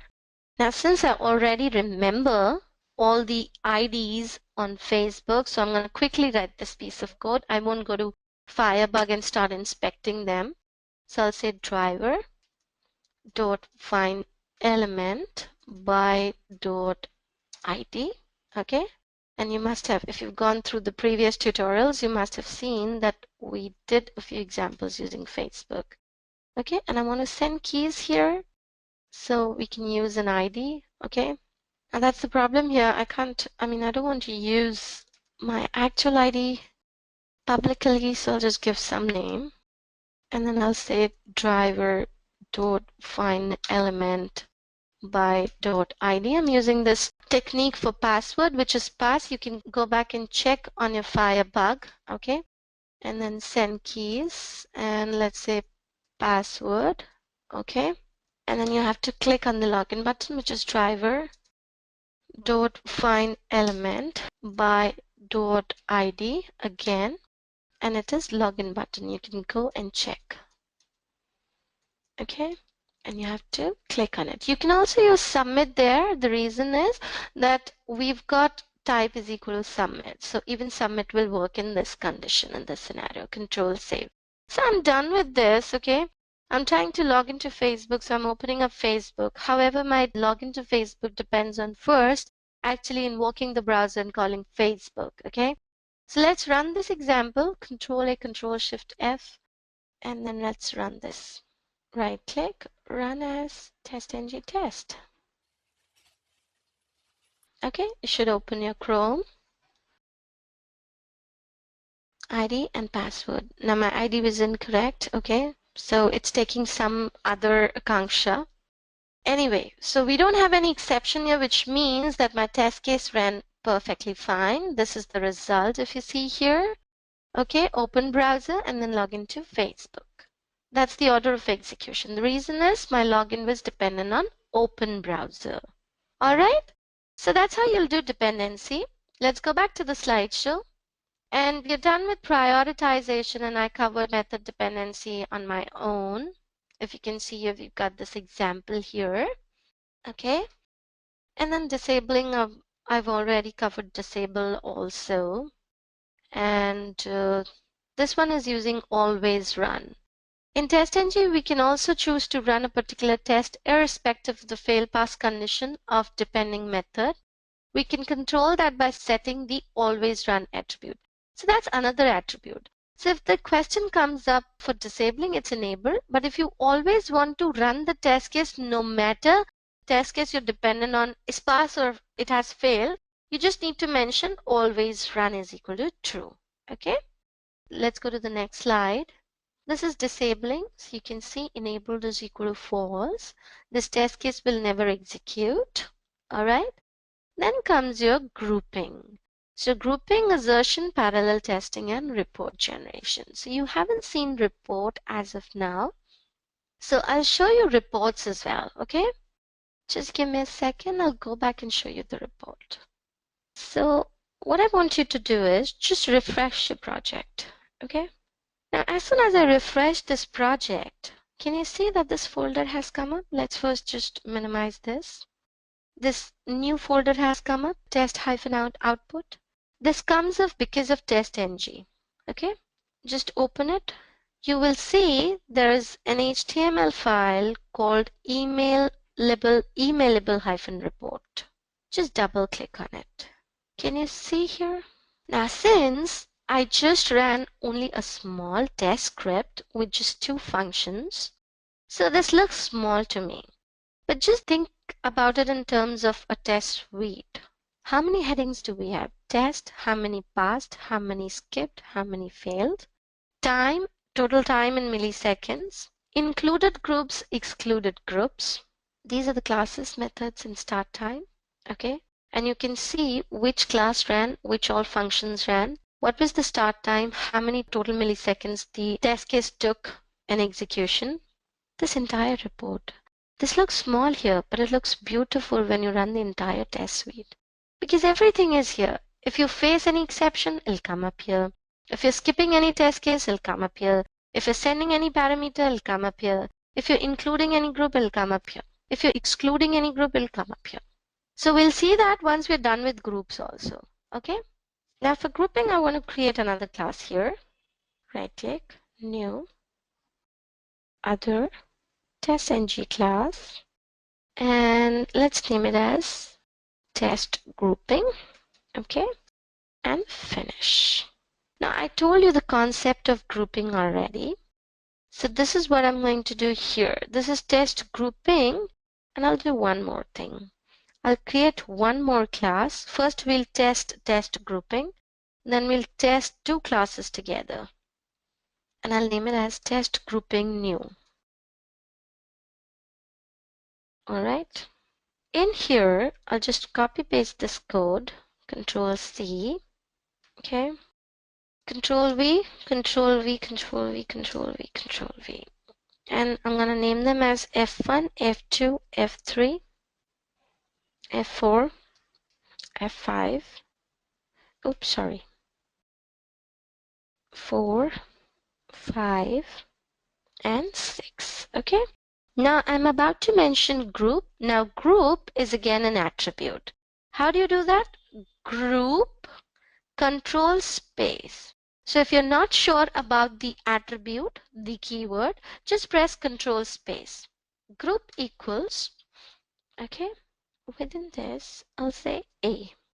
That means this particular function is included in group A.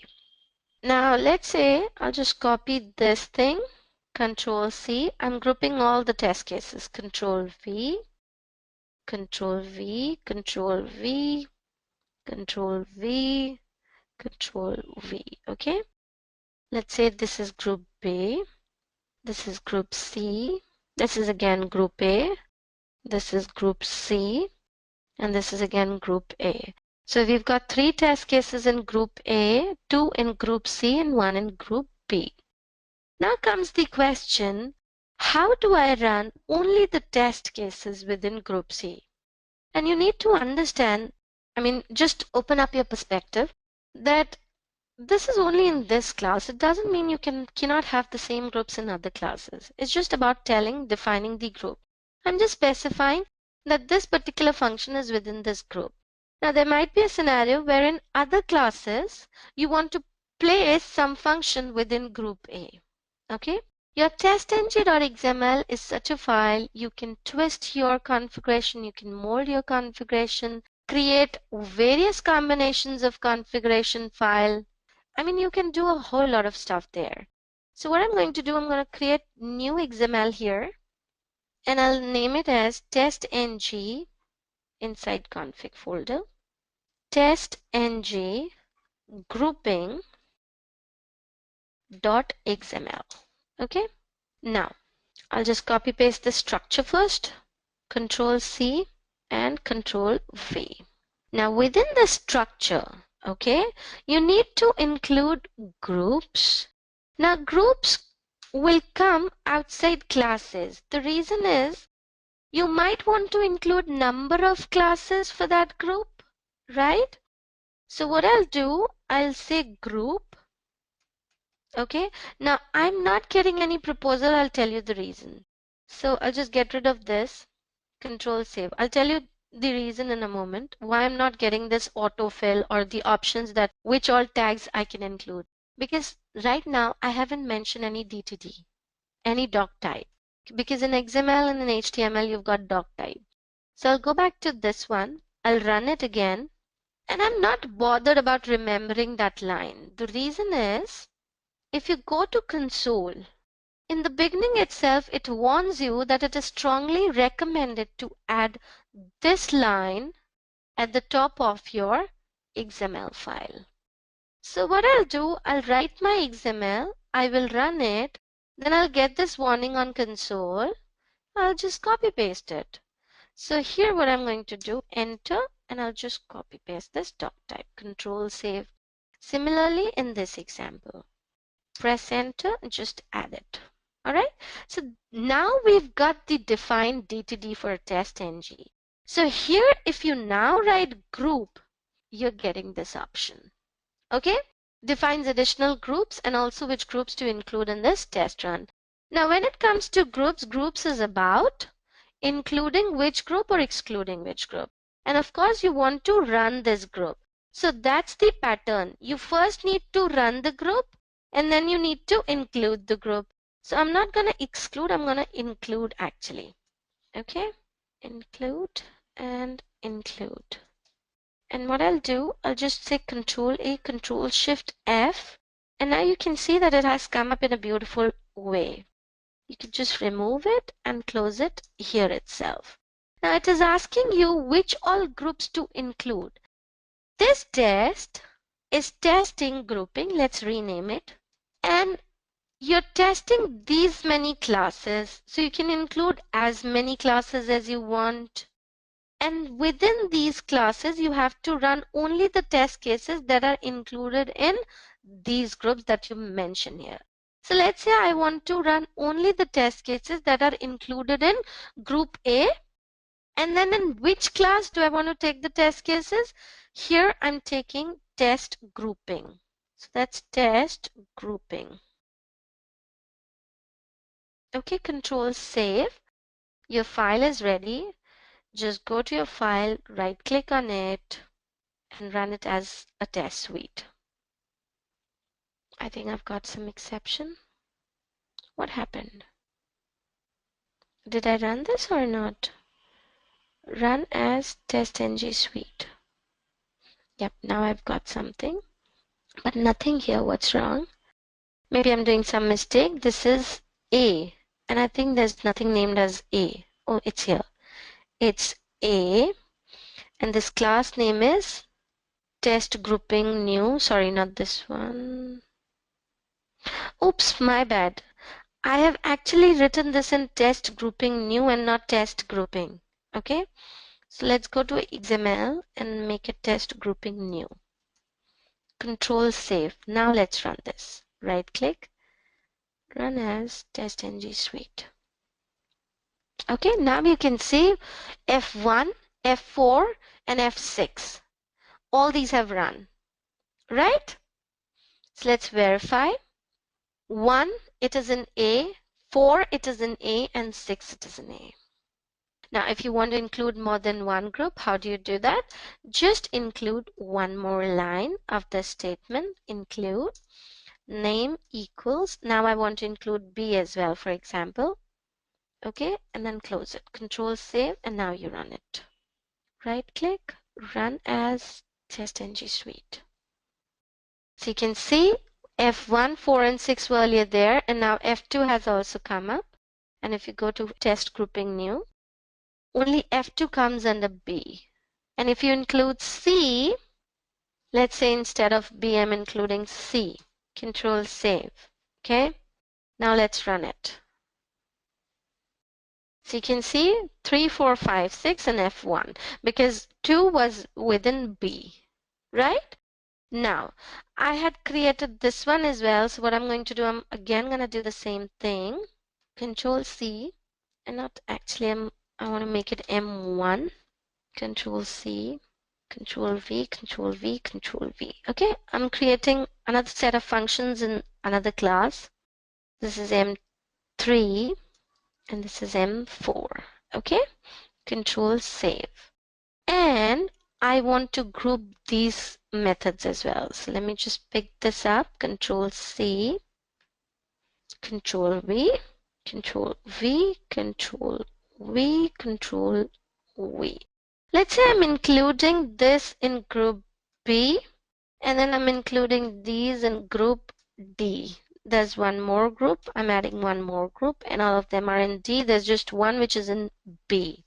Now, if I go back to this XML file, I want to include one more class. So I'll just have this copied, Control C, Control V, and this is test grouping and test grouping new. Control save. So within this, I want to run test cases that are in these two classes, but only only those test methods that fall under group A and C. So if I run this XML now, right click, run as TestNG suite. Let's look at the result. F1 and F3 in grouping new. Am I doing any mistake here? Why the other class is not included? There's F1 and F3 and I'm including A and C. Okay, fine. F1 and F3 because these F3 and F5, sorry, F3 and F5, just look at the result. F1 and F3. F1, F3 in new. F1 is in A. F3 is in C. F5 is also in C. Why didn't I run that? Let me just look at the classes. I might be doing something wrong. First of all, I wanted to include B and D. Okay. Now I want to confirm the class name. This is test grouping new, and this is test grouping grouping. Control save. I want to include these two groups and these two classes. I'll do that again. Run as TestNG suite. Okay. So F2 here in B, and then M1, M2, M3, M4, because if you go back to test grouping, M1 is in B and rest of them are in D. So I might have done some mistake in the previous example, but this is how you can include groups in your configuration file. Okay? If you've got any question, you can leave your question, guys. Let's go back to the slideshow.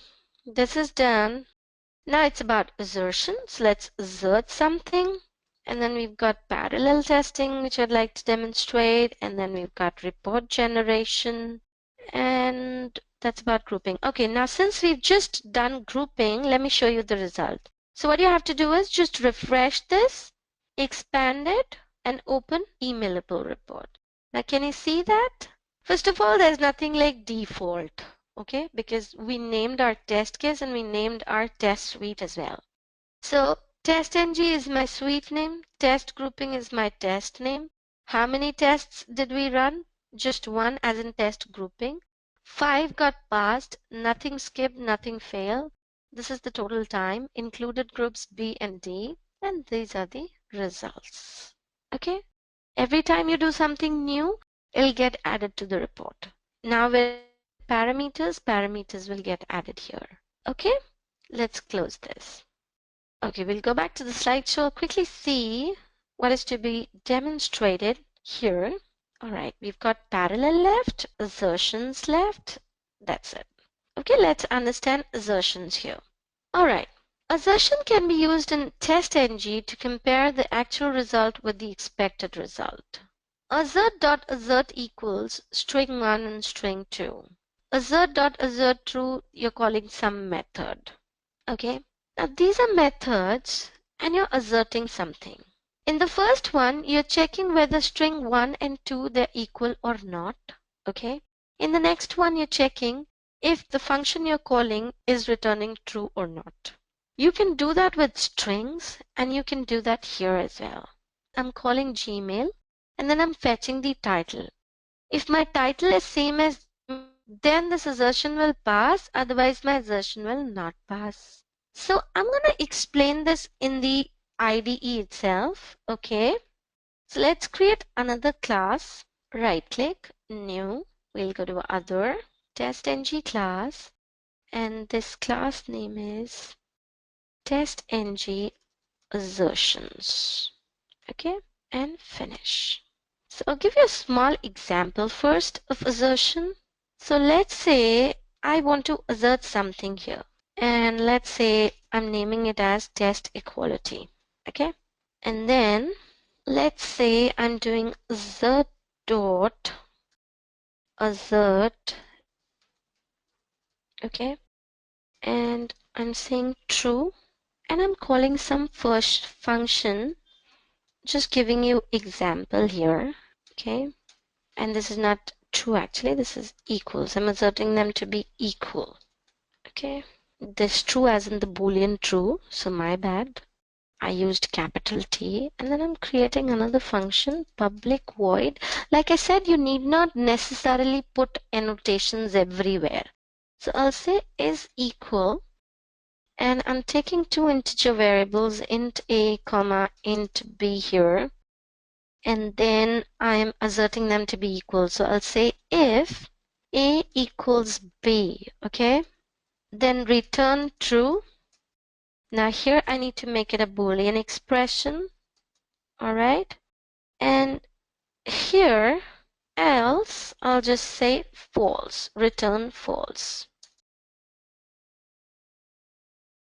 Okay, Control A, Control Shift F, and this is assert equals.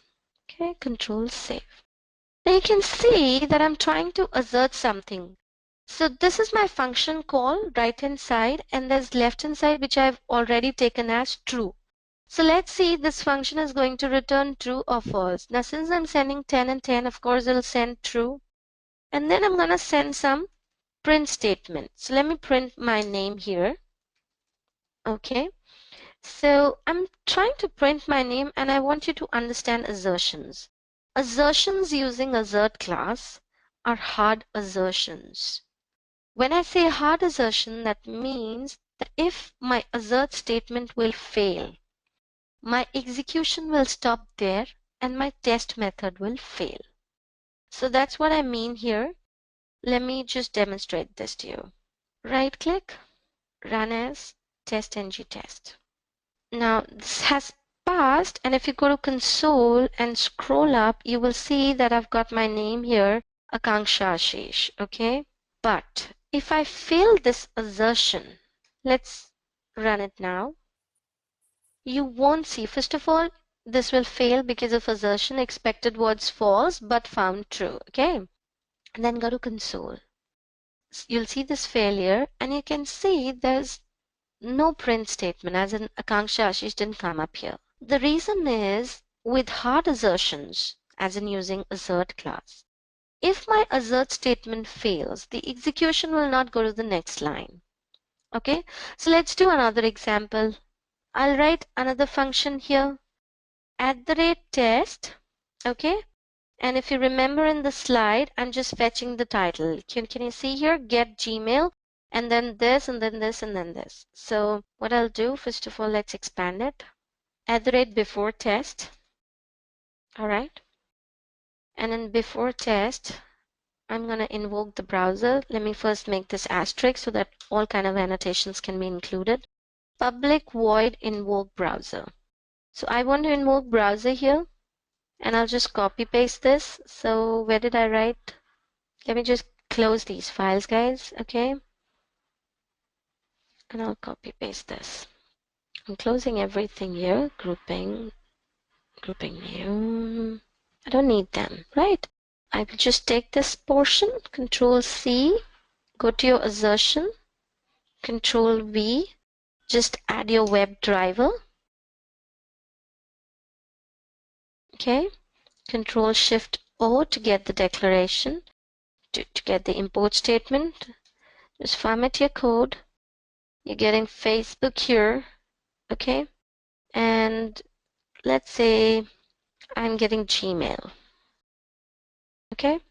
After you get Gmail, you want to come to your this test method, which is public void get title, okay?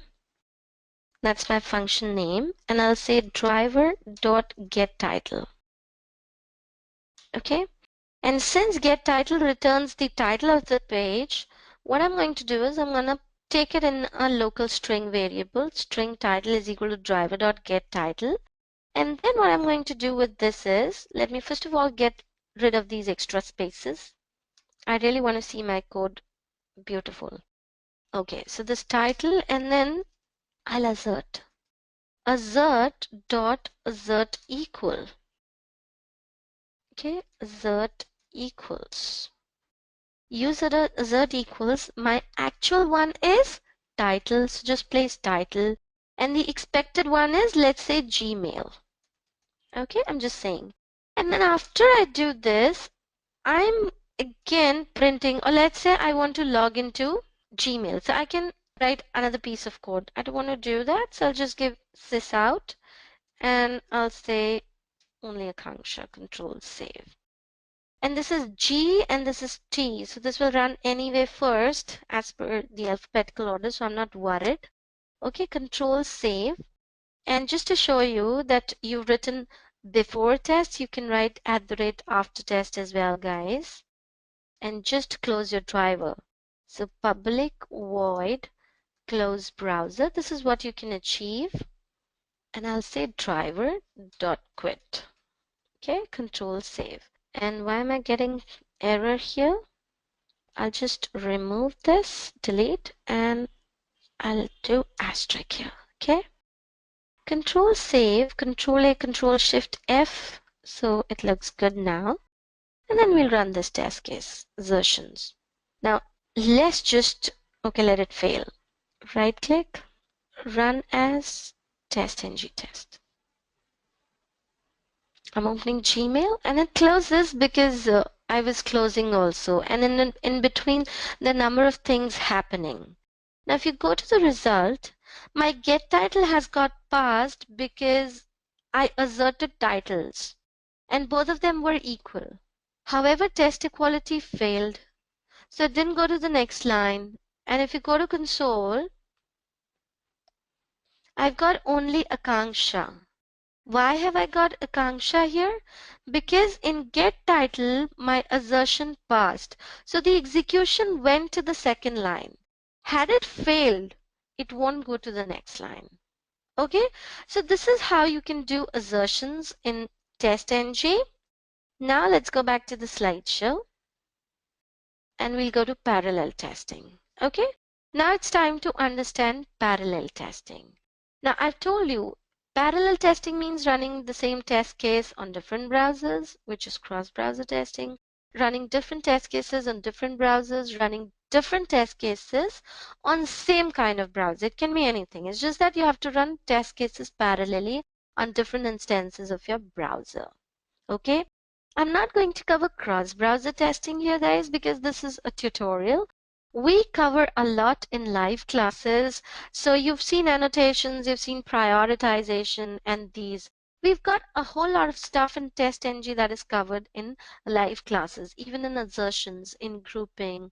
You know, we cover number of permutations and combinations in parallel testing. Then if we talk about other topics in TestNG, we've got parameterizations using parameters and data providers. We've got exception handling. And as far as assertion is concerned, we've got soft assert also, which you might not have heard of. So we cover soft assertion as well.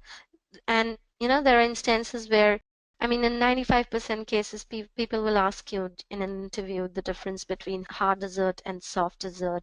Okay, so I'm not talking about soft assertion using verify or having try catch block. There's another class in TestNG which is called soft assert. Okay, so we do that demonstration using that class.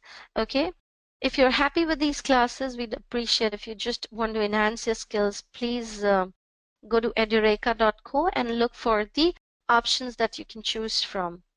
All right. Okay, so let's start with parallel testing.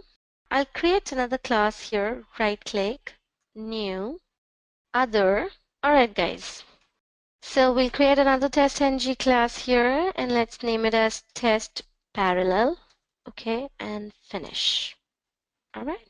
Now I want to do parallel testing. I want to run my test cases parallelly.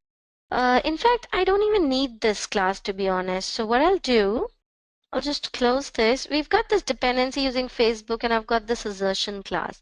Let's run these classes parallelly. So I'll come to my testng.xml. So I want to go to my configuration folder, create a new XML, and I'll name it as TestNG parallel. I'm doing that because I generally do that with my students so that when I share this code with them, they have all kinds of files, and when they go through these files, they'll get to know how to use these various options. So I'll just take this piece of code, Control A, Control C, close it, TestNG parallel, Control V. Now, how do you do parallel testing? So we've got an attribute that has to be placed along with your test suite. Okay, if you see here, as soon as I'll place equal to, you've got few options: false, classes, instances, methods, and tests. So these are the options for running your test cases parallelly. You can run your classes parallelly. You can by default make it false, so that parallel means false. You don't want test cases to run parallelly. You can take instances. You can run your methods parallelly, and you can run your tests parallelly. So when I'm saying running your tests parallelly means these tests. Okay. So let me say I want to run my tests parallelly. So what I want is more than one test here, Control C and Control V. Okay. Now this is test dependency and this is test assertion. Okay. And this is test dependency using Facebook.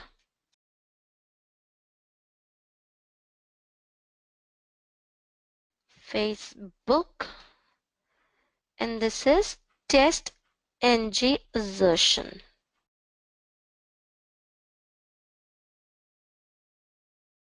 Okay, TestNG assertion, Control save. Now what my intention is, I've got these two classes within different tests. So maybe you can have different test scenarios, as in you want to run different components, test cases related to different components parallelly. So you include only those classes that fall under that particular component. So that can be a separate thing and this can be a separate thing. And then you run them parallelly. So you've mentioned TestNG parallel is equal to test. That means these tests will run parallelly. So if I just run this XML, right click, run as, pay attention on the browsers, the instances that will open. Before I run, let me just close this window. Okay. And why pay attention? Okay, one more thing, guys. Let me just get rid of this close, because if I'll close this, it'll be so fast that you won't even recognize that actually two browsers opened up. So for now, I'm just deleting this piece of code. Oops, Control Z, Control save. Go back to TestNG parallel. Right click, run as, pay attention on the browser instances. There's a parser exception. That means I've done something wrong. Test dependency using Facebook, TestNG assertion. So let me open console to read what I have done wrong. It says cannot find the class test dependency using Facebook. I'll have to check the spelling. Oh, my bad. I've done DEN twice, so that's bad. I'll just rename it. So you go to refactor and just rename it. Okay, don't want the wrong spelling. Okay, this is correct. Finish. And when you do so, it'll get done within this as well. So Control save. Now you can go back to your parallel. Run as TestNG. Oops, sorry. I just opened the configuration, I guess. Close. Right click. Run as TestNG suite. Pay attention on the browsers. Did you see that they opened up almost at the same instance?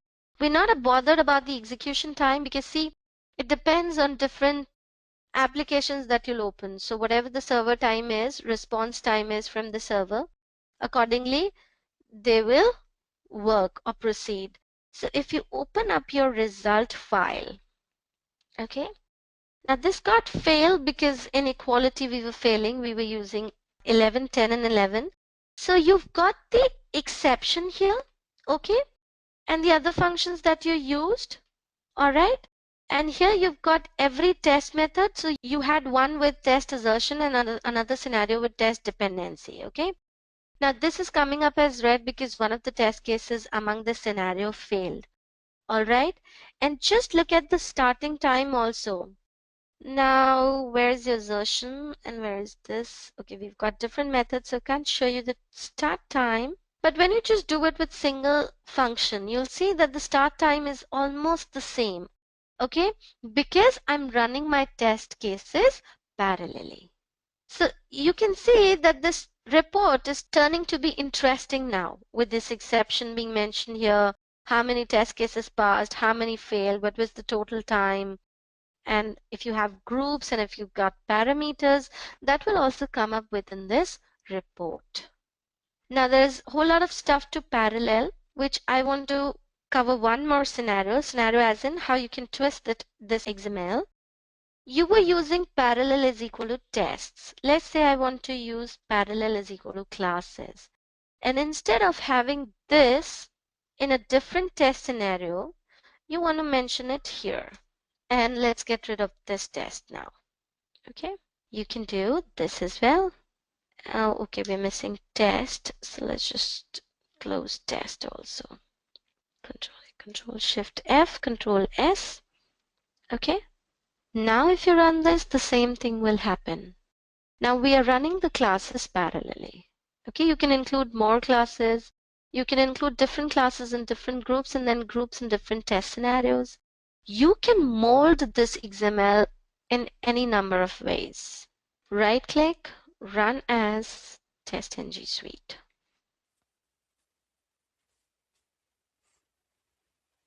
Okay. Did I miss anything, guys? I can't see the other one opening up. That took a lot of time. This shouldn't happen. It rarely happens that, there is a difference of few milliseconds. Could be any reason, your browser's response time, your application's response time. So don't get worried if this didn't happen here when you're running the classes parallelly. Believe me, even this will come up at the same instance, almost at the same instance. Okay? So that's how you run your test cases parallelly. You can have tests parallelly, you can have classes parallelly, whatever you want to have. All right, you can have methods also. You can have, what do we have in the next option? Instances. So we can have instances as well. Okay, when we say instances, that means you're working with objects. Okay, let's go back to the slideshow now. All right.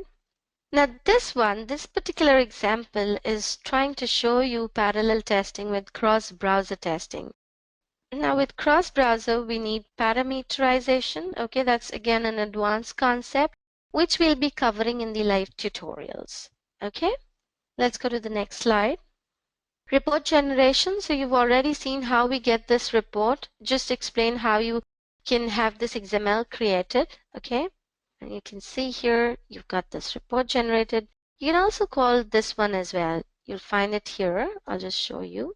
If you expand this, you've got a whole set. You've got this emailable and you've got this index.html also. You can open any of these HTMLs. Okay. All right, guys, that's it from my end for today's class. I hope you enjoyed. And if you feel that it was worth attending this tutorial, going through this tutorial, we have a whole lot of stuff in live classes as well. I'd like you to visit edureka.co and learn about different courses that we are providing. Okay, as in terms of Selenium, we recently started working with a new course altogether. We're covering more topics in this new version of Selenium WebDriver.